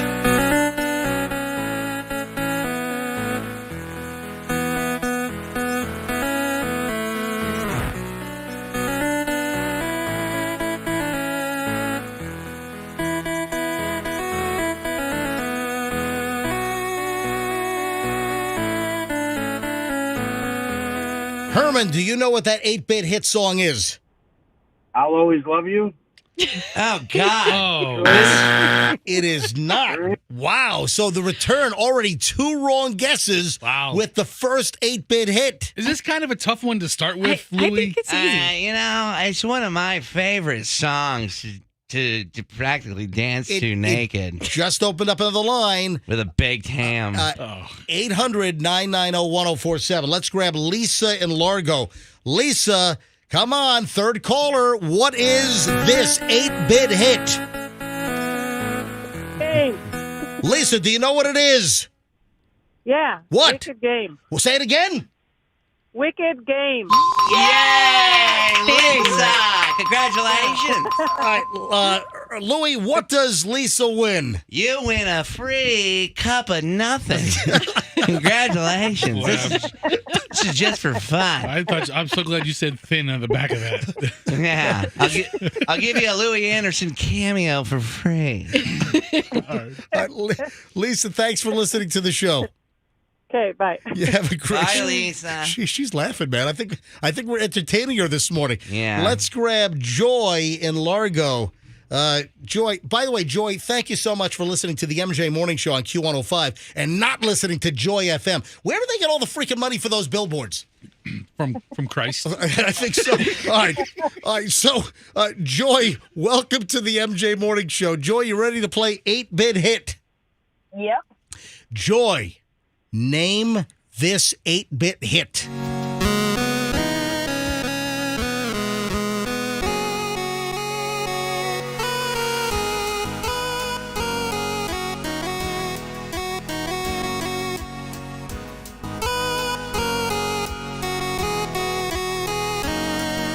Beautiful. Joy, do you know what that is? Is it Tina Turner? But I don't know what the name is. Oh, come on. Oh my gosh, sing it in your head. Okay, name one Tina Turner song. What's love got to do with it? Yes! Congratulations. You get Jack Squat. I like that in 8-bit version. But you did really good. Joy, thanks for playing along. Thanks for listening. Thank you. Thanks, Joy. Tell you what, this is a fan favorite. They're all cracking up here. It's true. People really like this. Louie, I have to say, you are much better than Hal Herman. Well, thank you. By the way, He's a pro. By the way, it looks like you have a hunchback, but on your front. Well, I do have the early ongoings of a scoliosis, and I have a hump forming that's filled with liquid. Okay. All right. John is in Port Richey. John, welcome to the MJ Morning Show. Good morning. All right. John. All right, John, you want to play 8-bit hit? Let's give it a go. All right, John, what 8-bit hit song is this?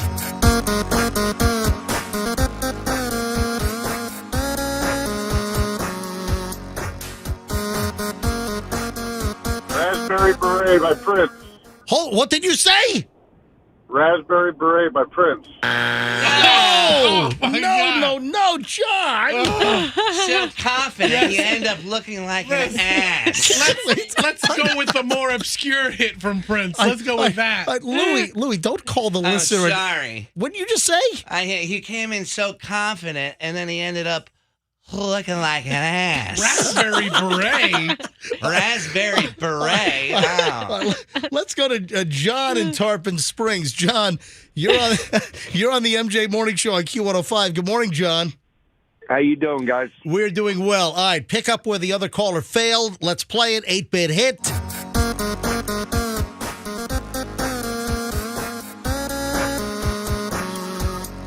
All right, John, what song is that in 8-bit hit? All right, I'm going to take a stab at this. Little Red Corvette. That is correct. Yeah, John. Congratulations. All right, tell John what he wins, Louie. You win diddly squat. Nothing. John sounds like a nice fella. This really is the worst radio contest for prizes. It's people call in, unbelievable. they get the right call, they win, they get nothing. Again, we're playing these chintzy Atari 1982 sounding 8-bit versions of hit songs. That's 8-bit hit. Special guest host today, That's right. Louie Anderson. You guys have anything to eat in here? My cup of cake is done. 800-990-1047. Pam is in Bradenton. Pam, you're on the MJ Morning Show. Hi. Hi, how are you? Oh, we are well. Say hi to Louie Anderson. Hey, Louie, how are you? Hi, Pam. I always love a girl named Pam because it rhymes with ham. And I'm starving. I thought you were going to say that you used Pam spray to make sure the food doesn't stick to your pans. That would be stupid. Yeah, I mean, rhyming with ham is much fun. All right, Pam, you ready to play? I'm ready. All right, Louie, tell her what to do. All right, Pam. All you have to do is tell us what popular song this is.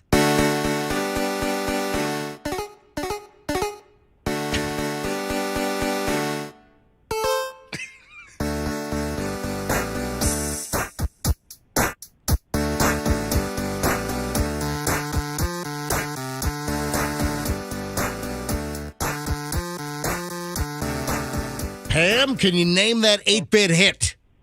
I know the song. It's Do I Stay or Should I Go? I can't think of that. Well, guess we'll give it to you. That's the Clash. Should I Stay or Should I Go? It's the official anthem of every time I go to the Golden Corral. Almost get kicked out because I put my face under the chocolate fountain. All right, so what does Pam win? You win. Nothing. Nada. Yeah, Pam, you know it. Pam, you win less than what's on the bottom of my shoe right now. All right, Pam, have a great day. Wow. Thank you. It opens up a line, 800-990-1047. Opens up a line if you want to play 8-bit hit with Louie Anderson. Let's grab Sean in Tampa. Sean, you're on the MJ Morning Show. Hi, Sean. Hey, good morning. All right, Sean, you ready to play 8-bit hit? I am. Sean, Identify this song.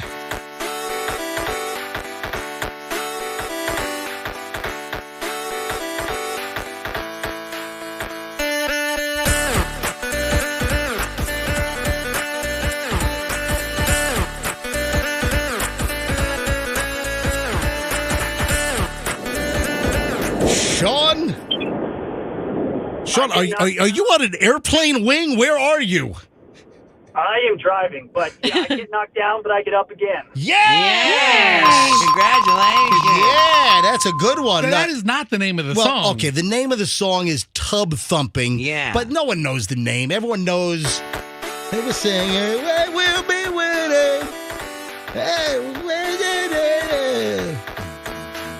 I get knocked down. Never gonna keep me down. I get knocked down. Actually, it's really hard for me to get back up. Hey, thanks, Sean. Thanks for playing along. Thank you. All right. Close a window, jackass.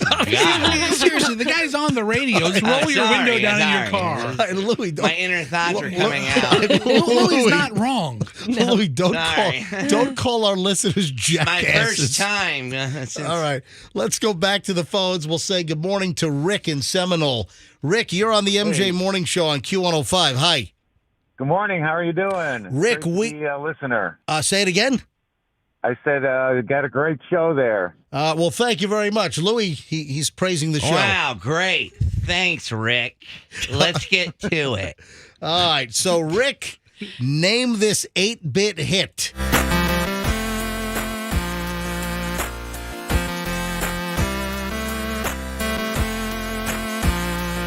Oh, Tom Petty,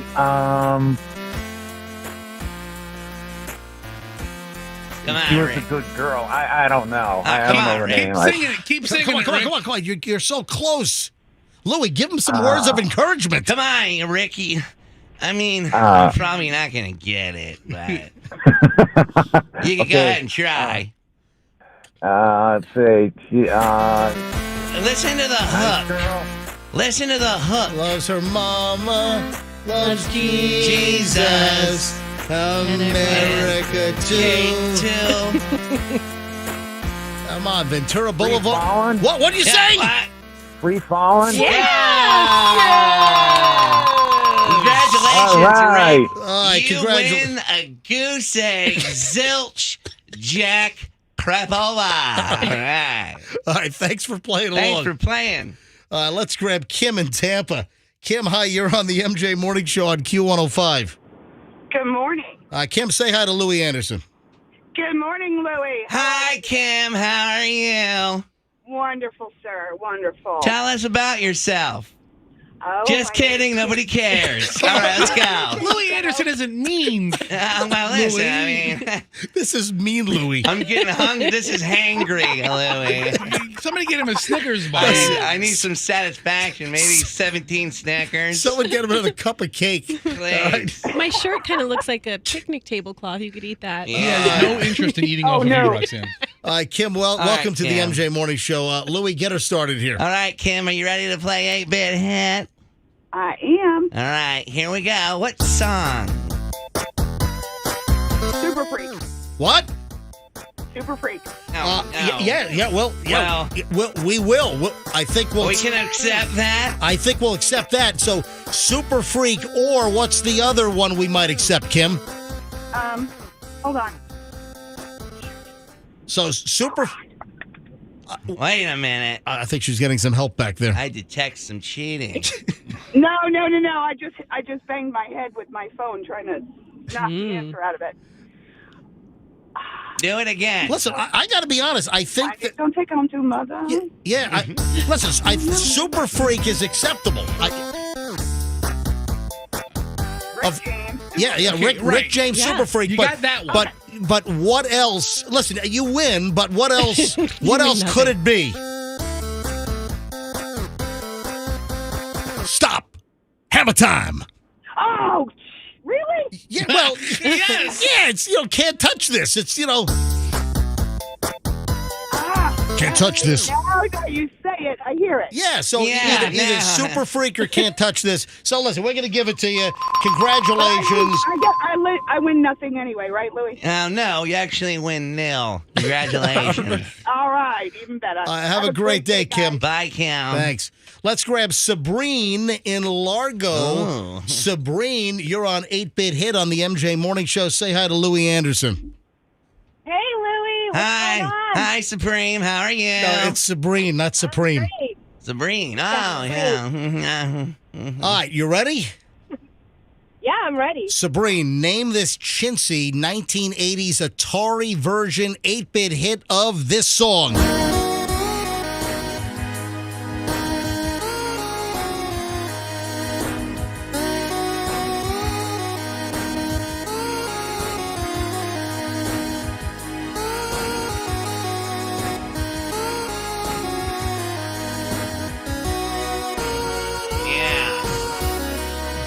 I can relate to this one. I want to know what love is. Did you say I want to know what love is? Yes, I do want to know. Yes! Sabrine, you got it, and you win. Jackola, Crabola. Oh, thanks. Thanks, Sabrine. Thanks for listening to the MJ Morning Show. Bye. Good day. Have a good one. She actually sounded dejected. I mean, she was really upset. Guys, I have how many more do we have left? Got a handful left. What? Okay, I would like to bring out another special guest. What's that? Ladies and gentlemen, the one and only Louis Armstrong, everybody. Yeah. Oh, it's Louis and Louis. Yeah. Thank you. So we're going to finish this out together. Yes. How are you doing, Louis? Wonderful. You sound a little gruff today. Oh, you know. So me and Louie and you, of course, will continue with it. Yeah, let's do it, guys. 8-Bit hit. Keep them coming. What's the number? 3217? No, it's 800-990-1047. 1047, yeah. Yes. My goal weight. You like that, Louie? Yeah. Let's grab Bobby. Bobby's in Newport Richie. Bobby, you're on the MJ Morning Show. Hi. Hey, what's up, guys? Hey, Bobby. Welcome. Hey, Louie, bring in Al Pacino. Al Pacino's not here right now. Yeah. Hey, who says I'm not here? Who the hell? Hey, Louis Armstrong? What the hell are you doing here? Hey. Al Pacino, I'm a big fan. Get out of here, Al. This is my moment. All right. Damn it, I'm out of here. All right, so, Bobby, are you ready to play 8-Bit Hit? Yeah, go ahead. All right.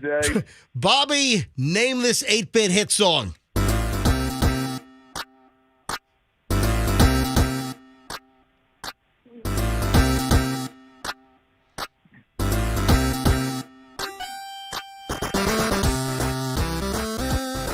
Bobby, can you name that 8-Bit hit? It's right on the tip of my tongue. Jitterbug. There you go. Keep going. Before you go. Yes! Wake me up before you go is 100% right. Congratulations. All right. And Louis, Louis, why don't you tell him what he's won? Louis Armstrong, what did he win? Hey, tell him what he won. Bobby, you win nothing. You win skies of blue. Yeah. Clouds of white. But you don't win crap else. All right, Bobby, thanks for listening. Yeah, I used to have a Wham shirt. All right, we only have a few more left. So You're a big Wham fan, weren't you, Louis? let me grab Terrell in Tampa. You like, is it Terrell or Terrell? What do you like? Terrell. All right, Terrell, welcome to the MJ Morning Show. Say hi to Louis Anderson. Morning. Louie, how you doing? Hey, I like the way you did that. Not really. It's kind of stupid. I loved it. Nice to see ya. All right. Dewey. Terrell, name this 8-Bit hit.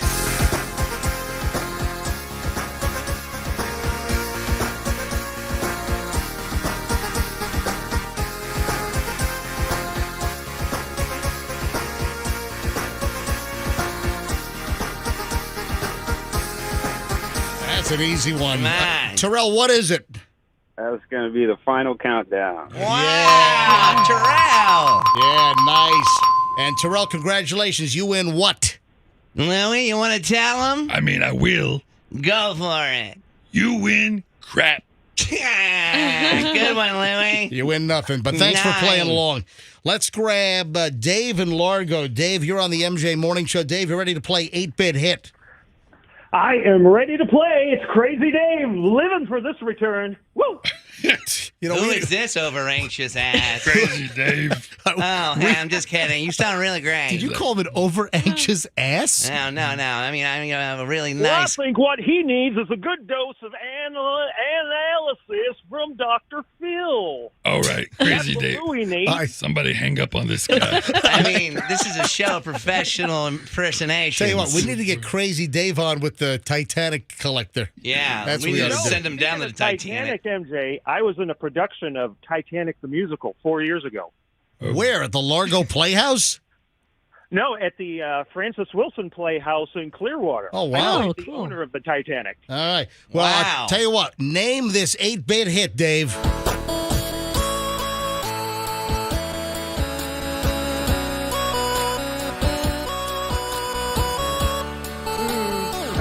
No. Let's.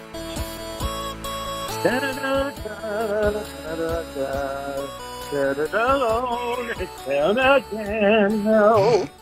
I'm thinking 4 Non-Blondes. Yep. 4 Non-Blondes. Hey, yeah. Hey, yeah. I said hey! Hey, I said hey. What? Hey.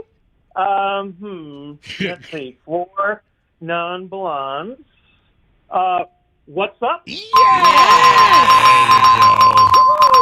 you got it. Crazy Something about Dave. my constant weight gain. Yeah. What's up? That's actually, I had to string it along a little bit, but that's one of my wife's favorite karaoke. Yeah, I do like that song. Thank you, buddy. Thanks for playing Crazy Dave. All right. That guy is crazy. You know? Anybody notice, Louie? That guy's a lunatic. He's absolutely out of his mind. He's a Louie. I think we have one more to go. Oh, one more, Louie. One more. Let's grab Jonathan in Tampa. Jonathan, you're on the MJ Morning Show. Hi.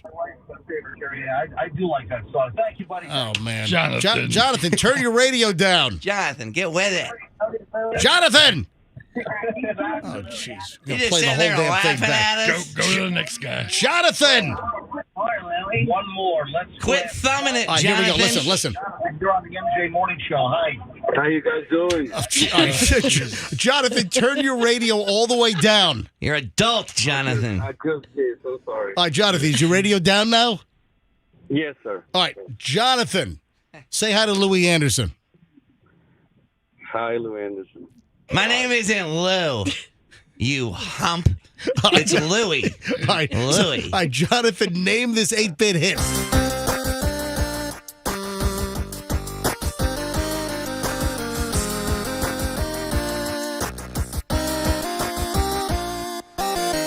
I do.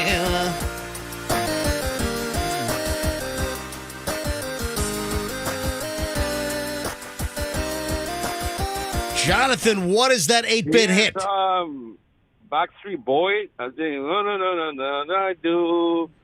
Whatever. I didn't even follow that much, but I know it's Backstreet Boys. You sound like a big boy band fan. I can imagine you. I am. What about you? Yeah, maybe a big fan of Menudo. Hold on, Jonathan, did you just do a Louie Anderson impression to Louie?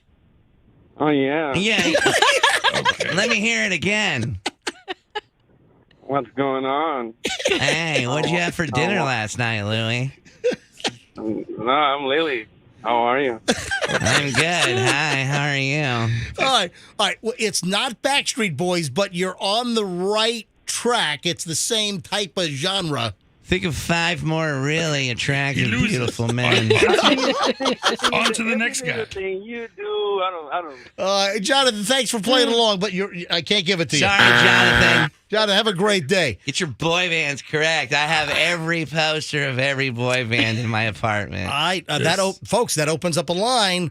This might go into extra innings with this particular song. This is amazing. 800-990-1047. What is that song? Let's grab Robert in St. Pete. Robert, can you close this out? Can you put this to bed? Do you know this 8-bit hit?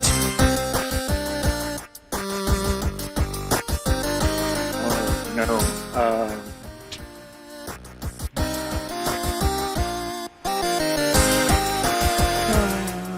Robert, what song is that?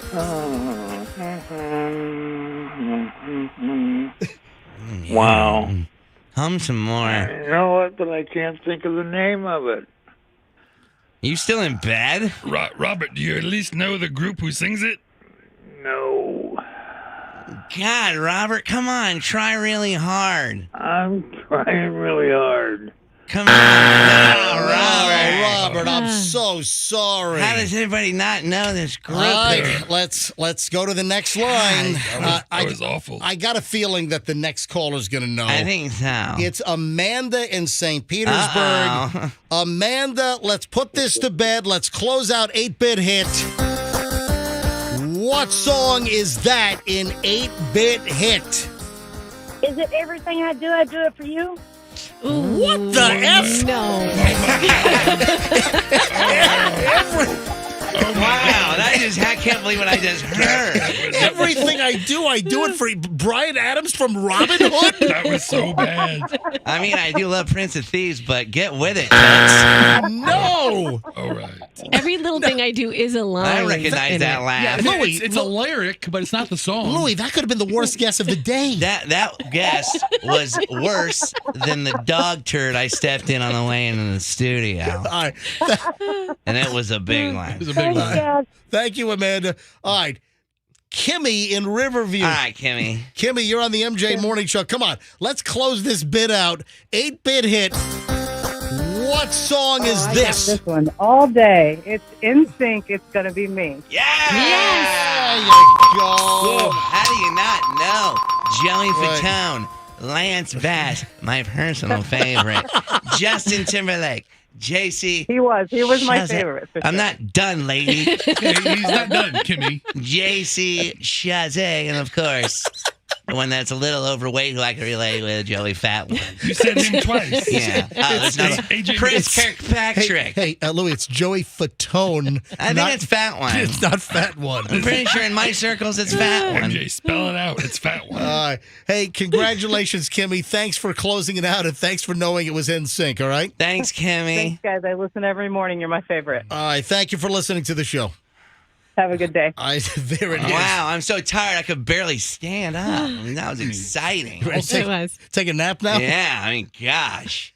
I do have a tendency to fall over. Don't fall over. Hey, Andrew, any breaking news on the Titanic submersible? Wait a minute, are you going to play my outro? All right, hang Jesus, on. I just came in here for the first time. Oh, it's an amazing game. Thank everybody. I've been Louis Anderson for the feud. Got a new cup of cake for my next boy.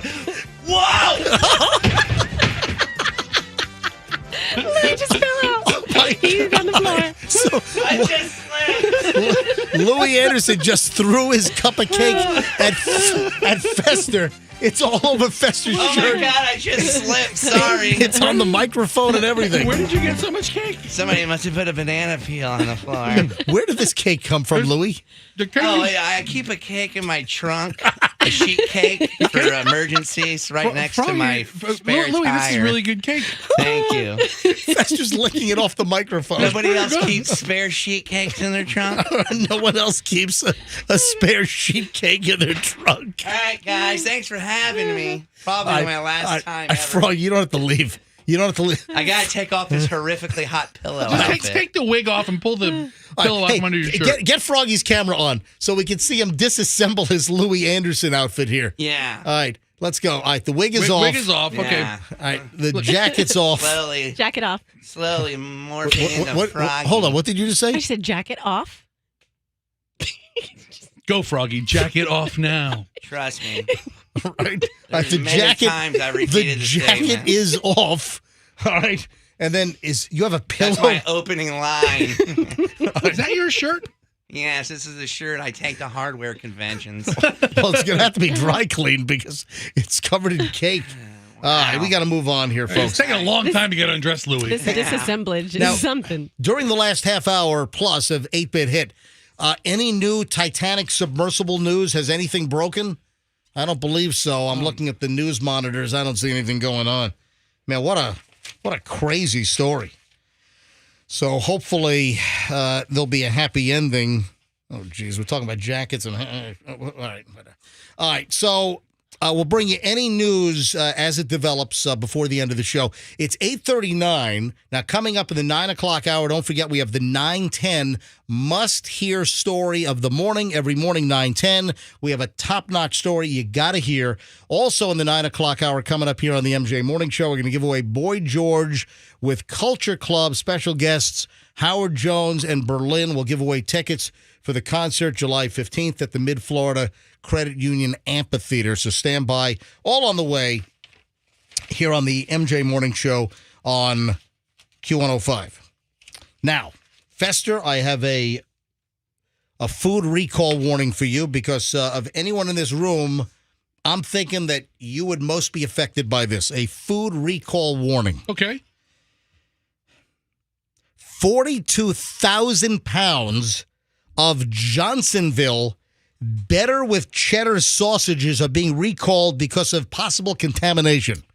Oh, my God. Better with cheddar sausages are so good. So good. They have the little cheddar pieces built into the brats. That's good stuff. I always love those as a kid, too. I'll tell you what, it's better with cheddar. That's a farce. It's better with plastic shards. Oh, yum. That makes it extra delicious. So what do they do? Johnsonville better with cheddar. What do they inject cheese into the sausage? Is that it? It's like little chunks like a hot cheese injection into the sausage? Yeah. What do you do for a living? Oh, I inject cheese in Johnsonville sausage. I wish that was my job. No, listen, MJ, what they do is in the meat mix, they put little pieces of cheese. Oh. So each bite gets a little bit of cheese. So when you cook them, the cheese melts. Yeah. And it's like a marbling inside the sausage. Is that it? And it's better with cheddar. Yeah, and imagine how good it is for you when the plastic melts, how good that plastic is for you. You know, I love just some good strands and shards of plastic melted in my food.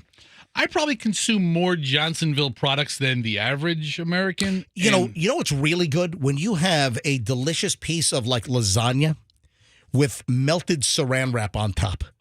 That's one of my favorites. Good. Yeah. So good. Yeah.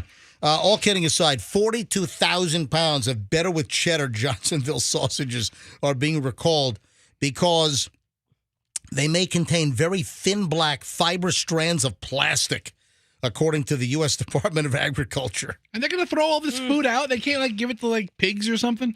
Give it to dogs or something. I mean, dogs eat all kinds of crap. Right? A couple of plastic strands aren't going to hurt them. Can't give it to a bunch of goats somewhere? Listen, bottom line, if a human eats a couple of pieces of plastic, big deal. Well, they say we eat a credit card's worth of plastic every month or something ridiculous. Yeah, no, like I've heard that. something like that. I don't think it's every month, but I think it might be a year. Every year. We eat a credit card every year, right? I would love to eat a credit card just for the scraping.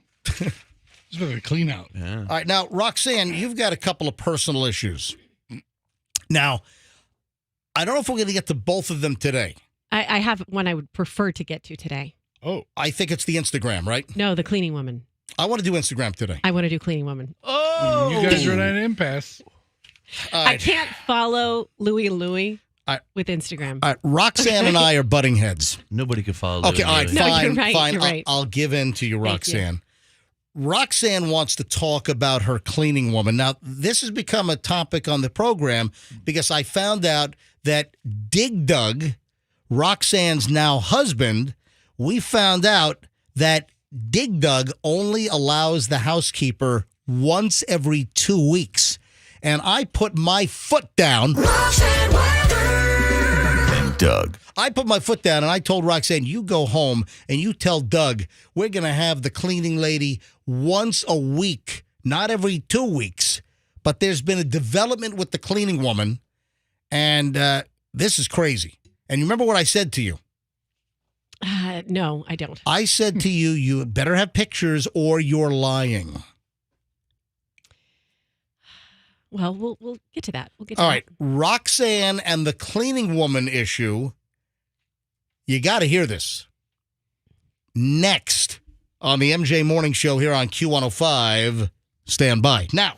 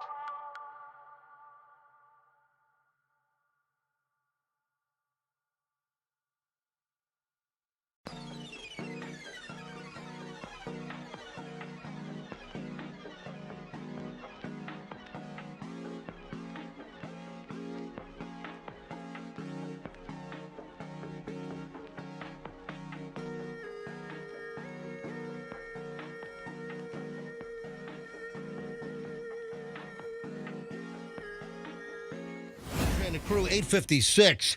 Tell you what we're doing right now really should be the 9:10 must-hear story of the day, but we've got Jason available now. So Roxanne's got a friend. Now, Roxanne, tell me about this friend, and we'll bring Jason on. He's my friend. I've known him for 20 years. Right. So we're good friends. He listens to the show.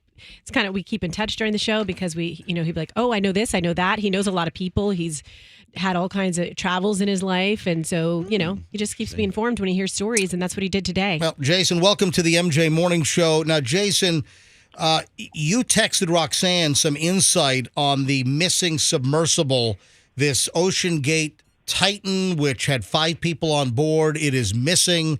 There is a massive search and rescue attempt at this point. Now, Jason, what do you do for a living? Roxanne says you're involved in certain projects. What do you do?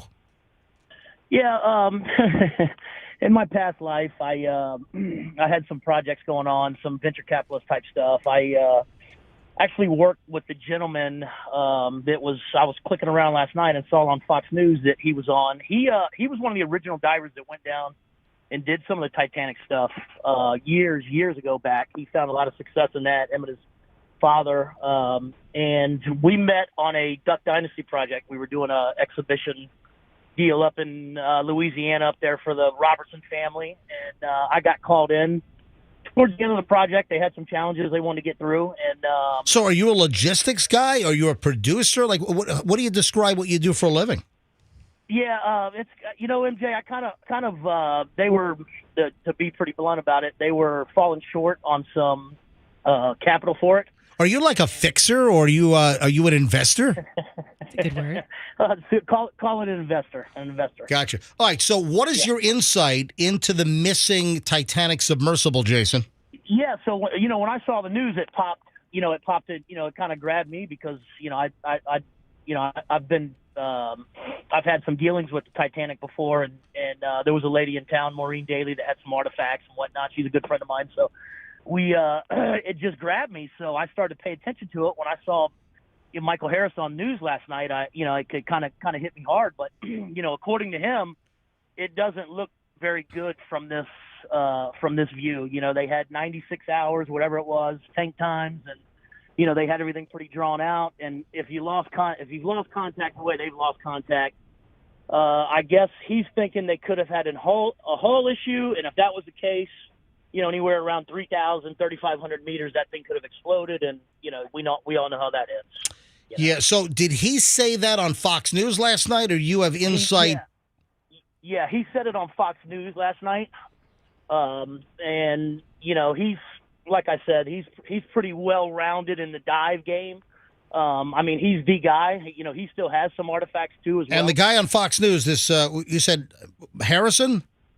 Harris is his name. G. Michael Harris. G. Michael Harris. So, and you know him, and you've had dealings with him. I've had. Yeah, we like I said, we met on a project years back, and haven't seen him in a while. Last time I ran into him, it was a breakfast cafe in Bel Air, but he's very, very close to the dive game. He's the guy. He's the expert. So he thinks that they had a hull explosion or implosion, and the thing got flooded. And if that's the case, there would be no survivors if they were, 10,000, 12,000 feet down. And that's what that's what he thinks. And here was the other thing: the implosion, and it's gonna, at that point, it'll be hard to even find any kind of wreckage or anything like that. So, it just doesn't look good, unfortunately. So he thinks that nothing will be found. Good possibility of it, yeah. Wow. Yeah. And you said he knows all the people who were on the trip, right? Yeah. He's friends with those guys, and they've always kept it. I mean, look, they have a really strong common interest is the Titanic, and like I said, Michael was and still is the guy. I mean, he's had many successful dives down there. And so a lot of the artifacts, if you remember, 10, 15 years ago, there was that Titanic exhibit where they were bringing artifacts around, and I think it was here in Tampa Bay. I saw it actually up in New York, up in Midtown. There was the Titanic exhibit. Is that were those artifacts recovered from his missions that made that museum rounds all around the country? Yeah, Some of them were, yeah. And I know, the company IMG went and Right, was doing right. the Yep. was doing the exhibition. So they actually, they went to him and they made a deal with him on taking some of his artifacts and Gotcha. traveling them and stuff. Like they pieced from different sources. Absolutely. Do you know how to get a hold of him? If can you talk to Roxanne later on? Maybe we can try to get him on the show. Maybe tomorrow. Yeah, I'll reach out to him today and hook you guys. Rox, I'll put you on a group chat with him. Oh, I would love that. All right, Thank 'cause, you, if Jason. if we can get him on tomorrow, that'd be fantastic. Yeah, he's MJ. He's more the expert than I am. We just, like I said, I was texting Roxy because I've been following it closely. I originally I was hoping something good was going to come out. They lost Wi-Fi or whatever, this and that. And they were found, a couple hours later. But with that guy's kind of money, the guy who was the lead on this deal, I could probably give you 250 million reasons why you shouldn't dive down there. You should pay people to go in there and do it. So Wow. I just hope it ends up. Yeah, I hope it ends up well. Listen, I played audio earlier today. I don't know, around 7:35, 7:40. I played some audio from a passenger that was on a trip last year, and this passenger who dived down to the Titanic, he said this. We were lost. We were lost for 2.5 hours. He claims they were lost for 2.5 hours during the expedition. It just sounds like this is just kind of flimsy seat of your pants. We heard from the CBS reporter who was also down last year. There's a CBS reporter by the name of David Pogue, and he's a correspondent for Sunday mornings on CBS, and he was on last year, and he said as they got situated in the vessel, he said it had about as much room inside as a minivan, and the reporter for CBS said he couldn't help noticing how many pieces of this sub seemed improvised with off-the-shelf components, including a video game controller that was used to pilot the sub, like a $25 video game controller. Oh, wow. Yeah, listen, I could tell you, they wouldn't get me down there for any amount of money, and I know some people have paid, so it's just absolutely nuts to me. All right, Jason, thanks, buddy. Thanks for getting Roxanne on that group text. Appreciate it. Yep, you got it. No I'll problem. talk to you soon, Jason. Thank you. Bye, Jason. I'll talk to you too. Bye, Jason. Talk to you soon, sweetie. See you later, Jason. All right, guys, quit making a mockery out of this. Just Roxanne. That's all. Not really the whole situation. There's no mocking. That's my friend. Your friend didn't call in with diver information. We're mocking you talking to your friend. I know you are. Bye, Jason.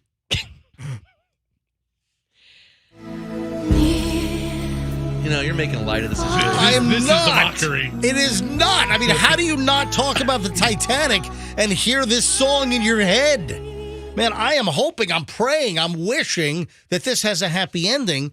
But to me, as I'm a scuba diver, and I'm going scuba diving with Julian at the end of the week. I'm flying to Little Cayman, and great, there's a freaking hurricane headed that way. So I'm flying out Friday afternoon. Maybe. Oh, by the way, Dennis Phillips, our official meteorologist, because, our Beasley stations and here at Q105, we're partnered with ABC Action News for weather and news. So Dennis, our good friend, Dennis Phillips, is going to join us in about 26 minutes. So right around 9:30, we'll call Dennis, and he's going to give us an update because, this Tropical storm what? Yeah, Brett. So Brett is formed. Then right behind it, there's another invest. There's like another system that's right behind it. So I want to know what the hell's going on. Am I going to be sitting on Little Cayman with a Category 1 coming my way? And then is it going to hook into the Gulf? Is this thing going to stay on the East Coast side? We'll call Dennis Phillips in a matter of minutes here on the MJ Morning Show. All right, so Roxanne, we got to talk about your issue.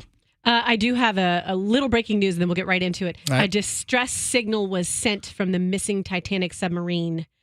When? Let's see. Missing Titanic submarine before silence. So there was a distress signal that was sent. I wonder if the thing was like cracking apart and they sent a distress signal.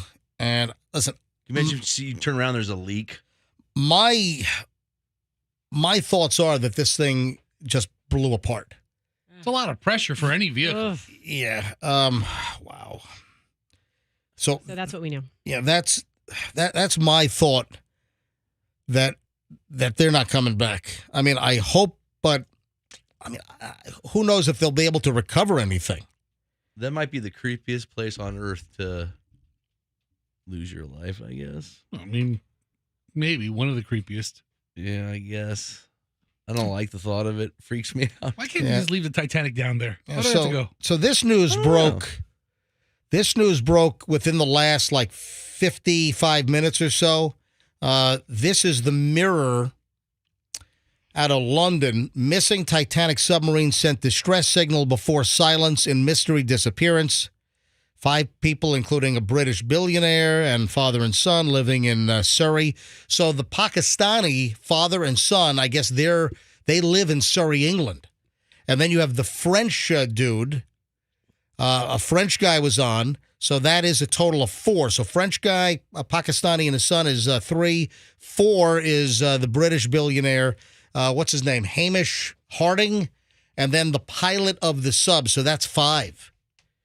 Also, think about the breath of the British people and the pits of the French guy. They're going to be trapped with Froggy, anybody. will you stop? I mean, a couple of Brits and a couple of Pakistanis are probably my last choice. All right, so now the reports are that a distress signal was sent from the missing sub before they lost contact. Oh. All right, Roxanne. Yes. Should we save this for tomorrow? No, we need to talk about it right now. All right. Exactly. Get high from the down that we've been on. And also, I want to point out, we've been getting so many texts today. Yep. Loving 8-Bit Hit, Louis Anderson, and an appearance by Louis Armstrong. Yeah. That was a special moment on the show. It was a lot of best shows ever. So I appreciate you having me tell this story rather than the Instagram thirst trap bikini story, which is a lightning rod topic, which is great as well. But this one's even better. A lightning rod topic? Well, Fessa, while you were away, Roxanne posted this thirst trap bikini picture with her daughters right with her on Instagram, yeah. Hold on, I gotta go to Roxanne's Instagram. A lot of comments on this, but first, there's the other issue. Roxanne claims that her. Let me tell the story. Okay. Okay. All right. Let me tell the story. Just take control. Just grab it. Take control. Take the stick. As you pointed out, MJ, you told me you should have a cleaning person every week with your lifestyle. Right. You're a working mom. You've got 2 young kids. Right. I went home and pitched to Doug. So Roxanne, she revealed on the show, or maybe off the air, you said to me that that you only have a cleaning person once every 2 weeks, and I said, listen, with your kids, your schedule, man, you need to have a cleaning person at least once a week. And you said, no, Doug says only. I said, you tell Doug to shove it, and you tell Doug then get on his hands and knees and scrub. So I told you to go back and tell Doug that you are having the cleaning person come once a week. So I made my pitch to him, and he kind of blew me off. And then a couple days later... Why do you have to ask Doug? Why don't you just make an executive decision on your own? Because I'm just laid back. Isn't the house in your name?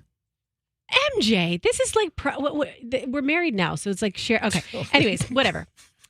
Back to the original important story. Okay. So Doug and I are talking a couple days later, and he's like, oh, by the way, I definitely think I want to do that. We definitely need to have a cleaner come, this person who can come and do special projects. And I'm thinking he's telling me this because he's about to tell me he's going out of town on a golf trip all of a sudden, and he's trying to butter me up with extra cleaning services. And the next part of the sentence was, oh, by the way, I'm going to be gone on a golf trip. Okay, so I thought that's what that was about. Shocker. Until... our new cleaning person, and it's not our new person. She's doing special projects. We're still going to have the opposite week cleaning person. Okay. On special projects. Hold on. So wait, how many cleaning people do you have? So we have the one group that comes once every other week. Right. And now, what happened on Saturday? So my doorbell rings, and Doug kept saying, "Oh, she's so nice. She's so nice." Her name's like, I forget her name. I think Esmeralda. No, he says I think it's Andrea. Okay, it wasn't Andrea who came to my door. It was Andresa. And I'm not kidding you. She looks like she would put Giselle to shame in Giselle's heyday. All right, hold on. You're telling me now, not the once every 2 weeks or once every other week cleaning crew. The new person. The new person. And where'd you find her? Oh, okay. Okay. There's some filling in the blanks that we have to figure out. But you're telling me the new woman is a Brazilian supermodel cleaning lady? Yeah. She comes in my house and I'm like, Doug, what the bleep is going on? We have a supermodel cleaning our house. What is happening? And he's like, oh yeah, the A&E crews are going to show up soon. It's a new show where they feature supermodels cleaning houses. So I said to you, I need to see a picture. Okay, we'll get to that. Or you're lying. Okay. So this woman, I asked Doug, I was like, how did you find Andresa? Where'd you find her? And he goes, it was all very sketchy. It was like, oh, well, Derek Jeter dated her 10 years ago. Seriously. She didn't get quite the going away party gift that a lot of the girls got, but yeah. He's like, I saw her near one of my houses. I go, which house? I saw her in the NoHo area. So she's so hot. He couldn't identify the house she was near. He was driving down the street and stopped his car to go get her business card. He goes, she was in a uniform when I met her. She was in a uniform, and then I'm like, she's not wearing a uniform at my house. Wait a minute, whoa. How do you know that Doug knew she was a cleaning lady and didn't try to just pick her up and get her number? I know. He said she was in a uniform. So he said she was in a cleaning uniform, but I don't even. What the I'd hell? like to see this cleaning uniform. What like Alice in the Brady Bunch? I mean, what the hell? What the hell? I mean, a French maid the cleaning hell outfit. Really, I mean, what the hell? This sounded kind of fishy. Doug just stops in NoHo and yes. And I got to find out if this lady's a maid. Listen, I mean, Doug does such a good job keeping his lives separate. This is a rank amateur mistake. And I'm just like, I'm staring at her like I can't even watch her. I can't even talk. I'm speechless. She's so attractive. And she's like, We need to call her. 5'11". What's her number? Do you have a picture? Okay, so let me see a picture of supermodel cleaning lady. Listen, I have to tell you. She's 5'11", and what else? Just beautiful, like a perfect face. She kind of looks like Emily, the one you hate, but prettier. I don't hate Emily Ratajkowski. Mm-hmm. I just think she looks like a rodent. Yeah. Okay. So, anyways, I mean, a pretty attractive rodent, but the most beautiful rodent ever. Yeah. Exactly. Yeah. She's prettier than Emily. Ratatouille. But the last laugh is going to be on Doug because she is amazing. He kept saying she's really nice, Roxanne. She's really nice.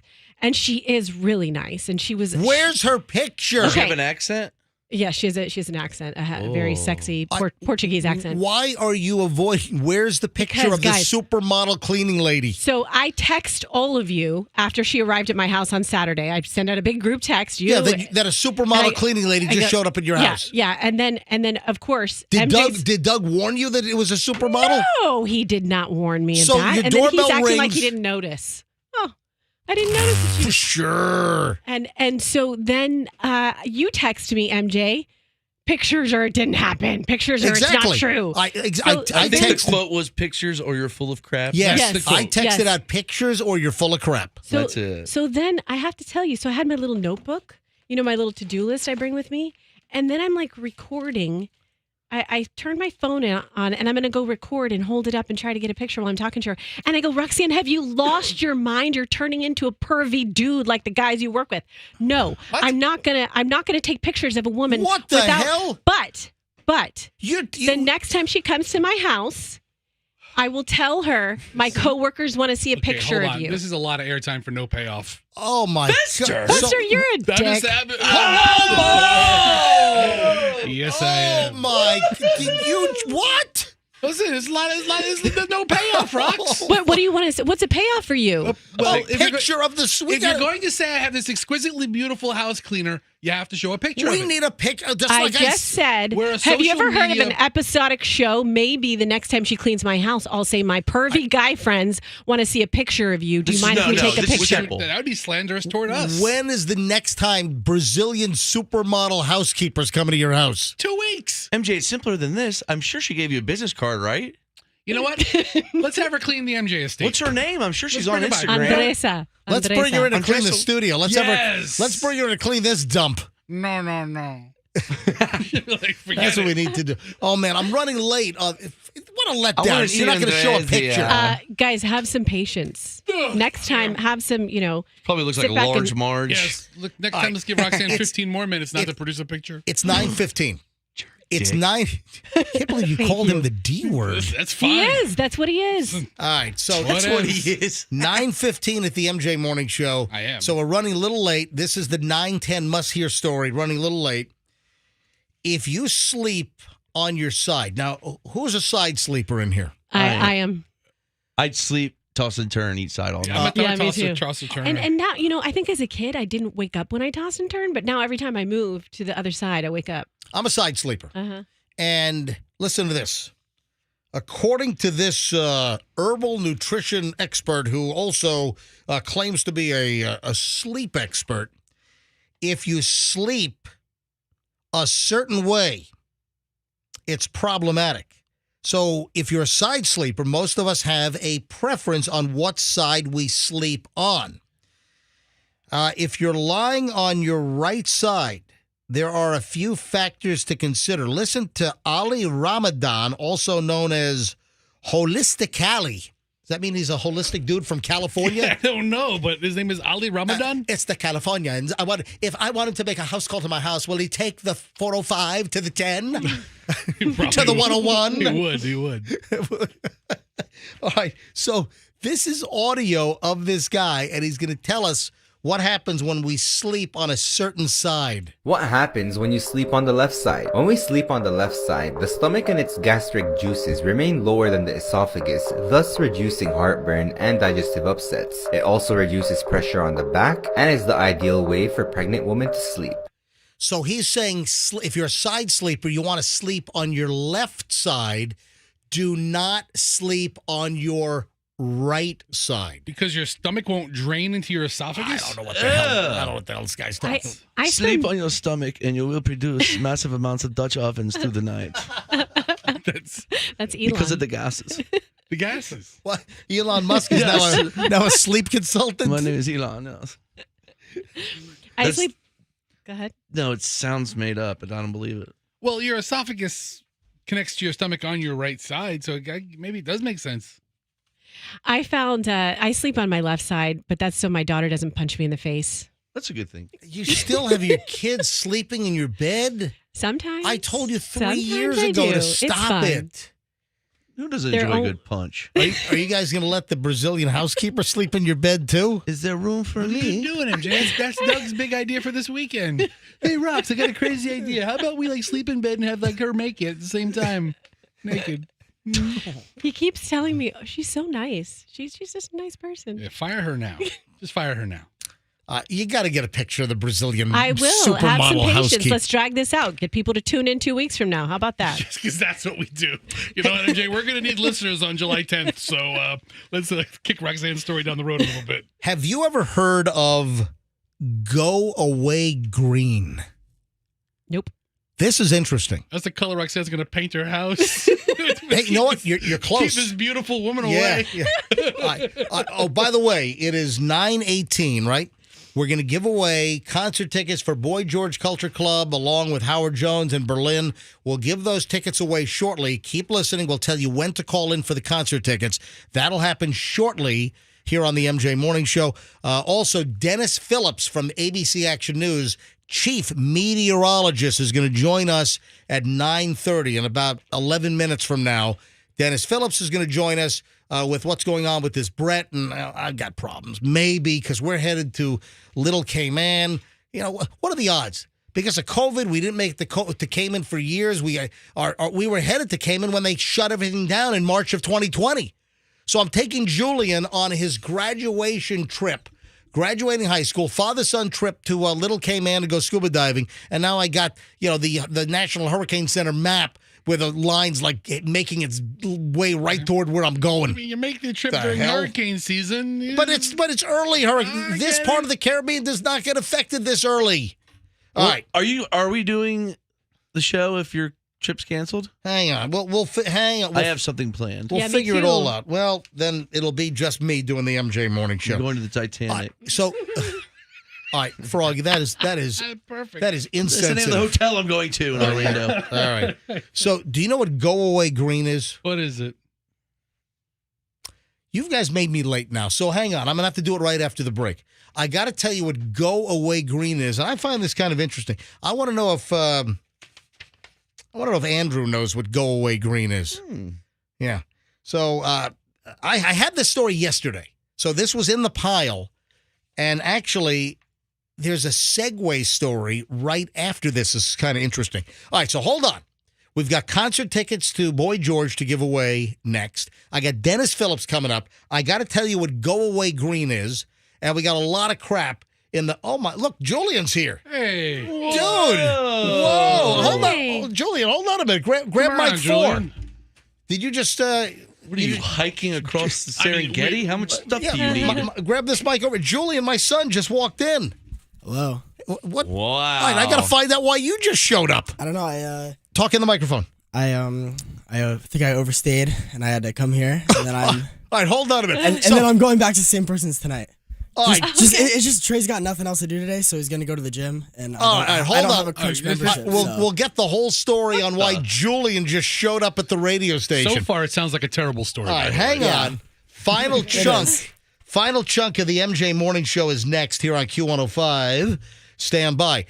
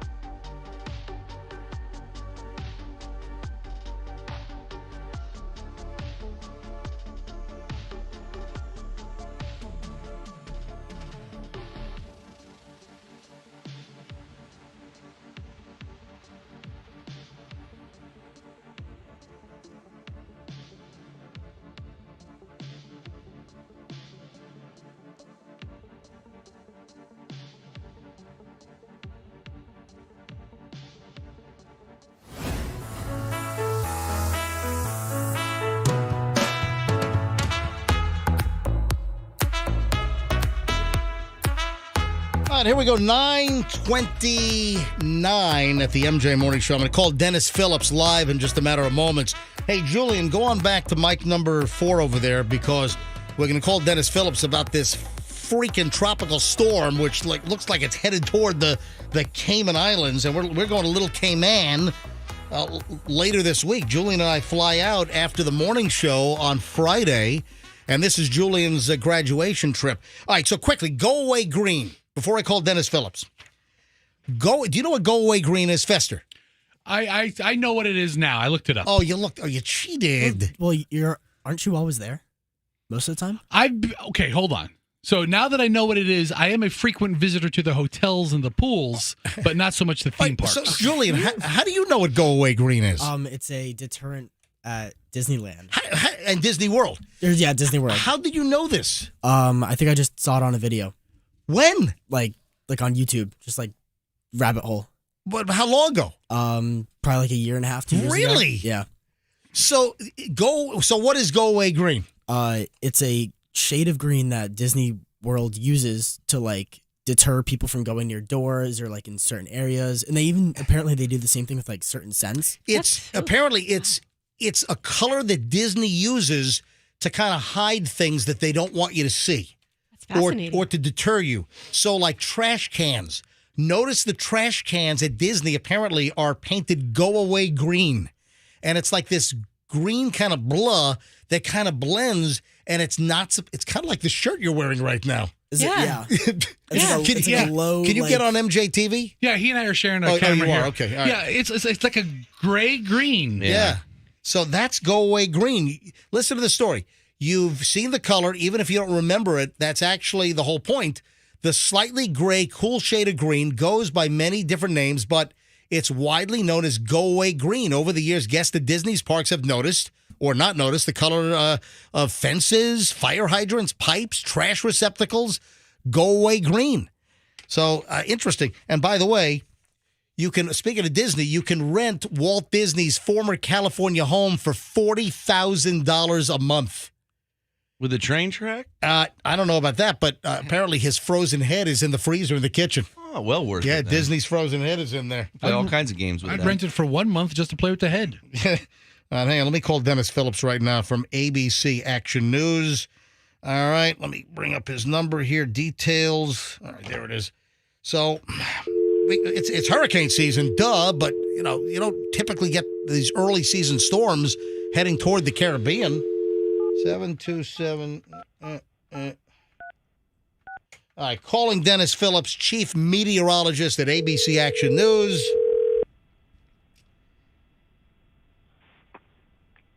Hello. Good morning, Dennis Phillips, MJ Morning Show calling live. MJ, how goes it? Hey, you're not going to believe this. Julian, my son, just walked into the studio because he was staying with some friends last night down in Old Northeast here in St. Pete. And he just pops into the studio 2 minutes ago. That's kind of awesome, though. That's a nice surprise. The timing's great because, well, listen, we were at dinner at Council Oak a couple of weekends ago. And I think I told you that I'm headed to Little Cayman with Julian, little, post-graduation, father-son graduation trip to do some scuba diving. And, Dennis, what the hell? Why? There's a tropical storm now, which could turn into a Category 1. I'm looking at the line and the model and the swirling little ominous little hurricane red little devil marks. You know what? Let's call those devil marks from now on. And it's like headed toward the Cayman Islands. I mean, it kind of is. It's not going to be a huge deal for you guys. I mean, I really think by the time it gets there, there's not going to be much left. I mean, I'm not so sure I'd want to be scuba diving on Monday. But I mean, it's going to be kind of squally is probably the best way to describe it. I mean, by the time it passes Puerto Rico, it's going to start to weaken. By the time it goes, south of Jamaica, it's going to weaken. All right, so it's not going to hook. It's not going to move north? It could. At this point, there's really two lines of thought. By the way, both of them don't impact the United States. So, I mean, for those of us who are stuck here working and not getting to do a nice little trip with their son, which I'm envious. That sounds like a great trip. I think we're going to be okay. I mean, I just don't think it's going to impact the U.S. at all. But yeah, I mean, there's two thoughts. If it does hook, I think the one behind it, by the way, which there will be another one, and it's going to be Cindy, and that one behind it. That's the invest right now? Yeah, that's going to end up being Cindy, probably a tropical storm, and that one definitely will hook. So there's no issues there. But I do think for you guys, if it goes west and stays west, it's going to run into just a ton of problems along the way. So I think by the time it gets to where you guys are going to be, it won't even be a system anymore. It won't be a named system, but still it'll be some squally weather. And I think Monday, that's probably Monday afternoon, maybe early Tuesday. Not a huge deal, but probably not the best weather to scuba dive in. But I think I don't want to lose 2 days of diving. Yeah, I mean, that's a tough one. I mean, we're wet anyway. We're kind of underwater, Yeah, I mean, I'm telling you worst case scenario. Okay. Honestly, I think you're going to be fine. I really do. I still think it could be a little squally one day, but by then there's just not going to be much left. It's just going to be kind of like an afternoon thunderstorm that could churn things up a little bit. So I wouldn't put it past it that on Monday it might not be the best day as it comes through. But like you said, if it does start to lift more north, the way it usually works is a weaker system will stay south because it follows the low-level winds, and those winds are going to be going east to west right through the Caribbean.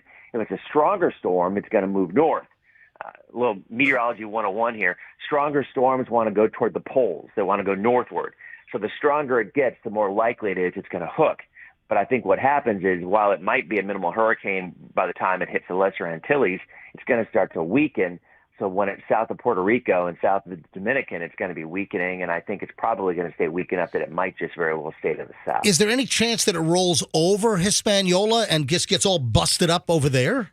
Yeah, if it stays strong, then if it starts to lift north, then yeah, it could go that way. I mean, again, it depends on how fast it starts to weaken. It's going to be, like you said, it's probably going to be a minimal hurricane when it passes the Lesser Antilles, and then it starts to, once it passes there, before it hits Puerto Rico, or passes to the south of Puerto Rico probably, it'll run into problems. It'll run into shear. It'll run into drier air and hostile conditions, I guess the best way to describe it. Oh, it's going to run into my buddy Scott Shear?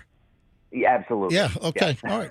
All right, so is this indicative? Let's talk about early season here. We typically don't see this kind of activity in this part of the Atlantic and going into the Caribbean this early. Is that correct? Yeah, it practically never happens. So is this indicative of this season? What are your thoughts, or is this just...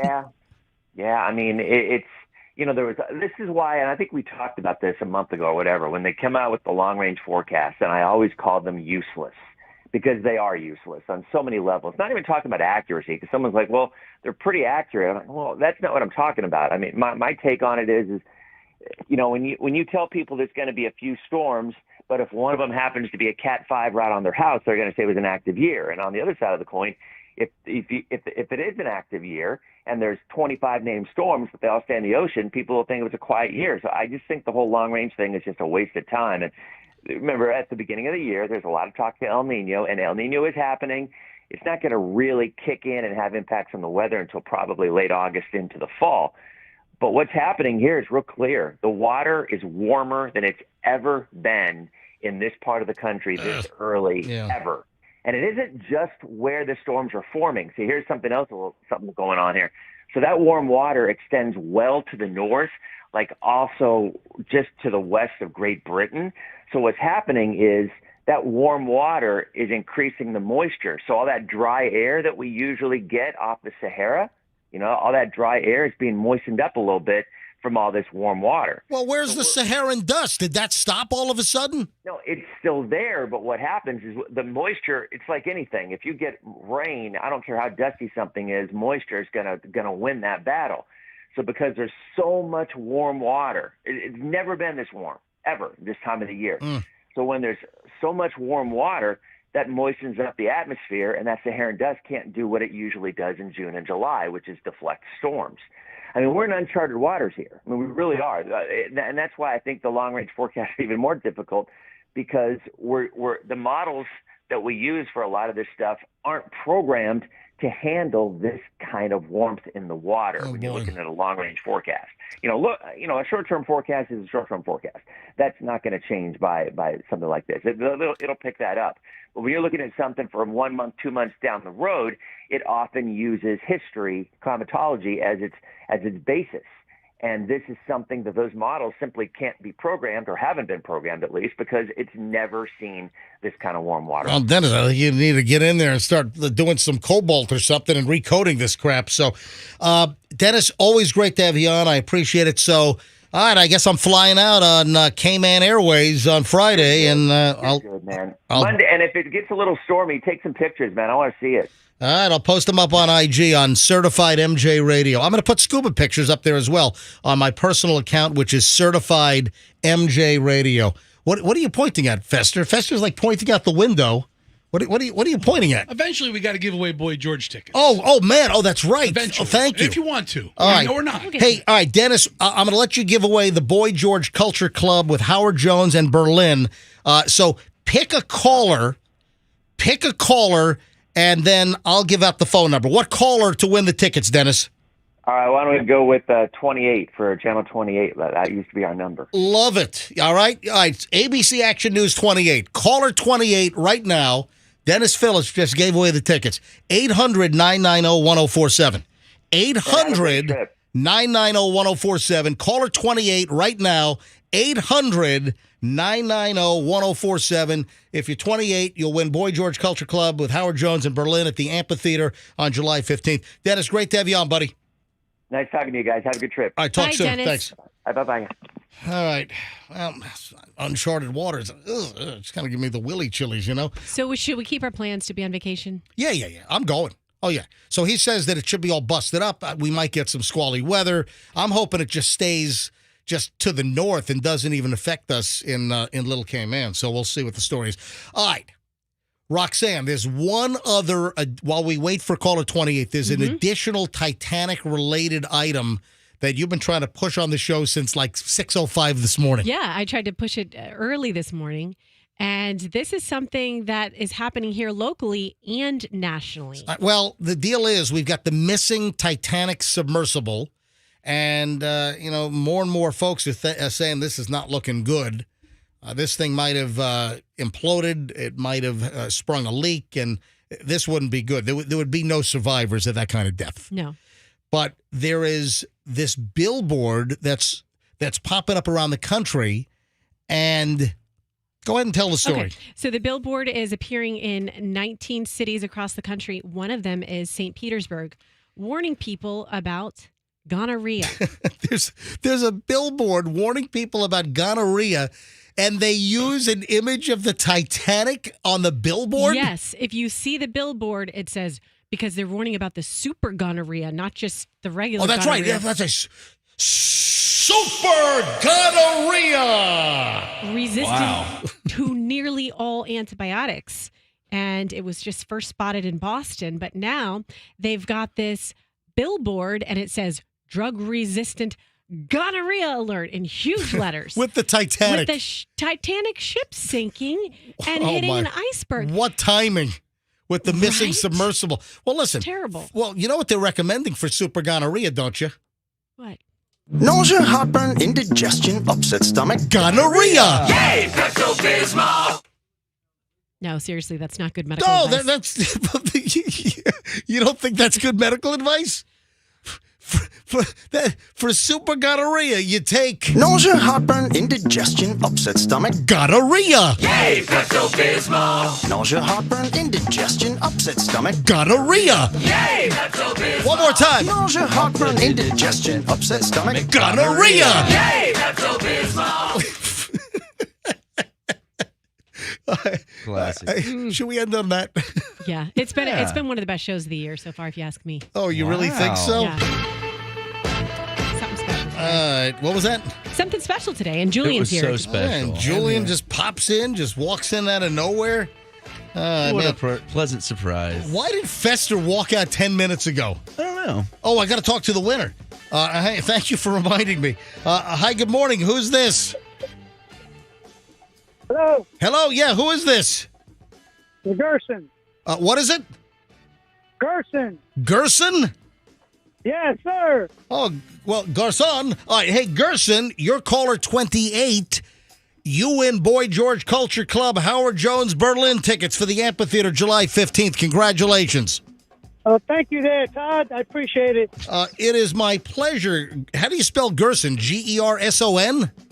That's correct. Yes, sir. Well, congratulations, dude. You're going to go to the concert. Thanks for listening to the MJ Morning Show. We highly appreciate it. Yes, sir. My pleasure, man. You guys have a good day. All right, hold on, Gerson, and Andrew's going to get all your information. All right. Thank you, Todd. You bet. Well, call me MJ on this show. All right, MJ. Jeez, I mean, how friendly you think you are, buddy? Thank you, man. All right. Have a great day. Thanks for listening. Folks, we'll see you back here tomorrow on the MJ Morning Show on Q105. You need to email me. It's mj@mjmorningshow.com. My personal IG is Certified MJ Radio. In fact, I did an Instagram Live last night, which I didn't have time to get to today, but we'll address it tomorrow if you want to get a jump on it. It's at Certified MJ Radio, and give me a follow. Folks, have a great day. We'll see you back here tomorrow, and let's be careful out there.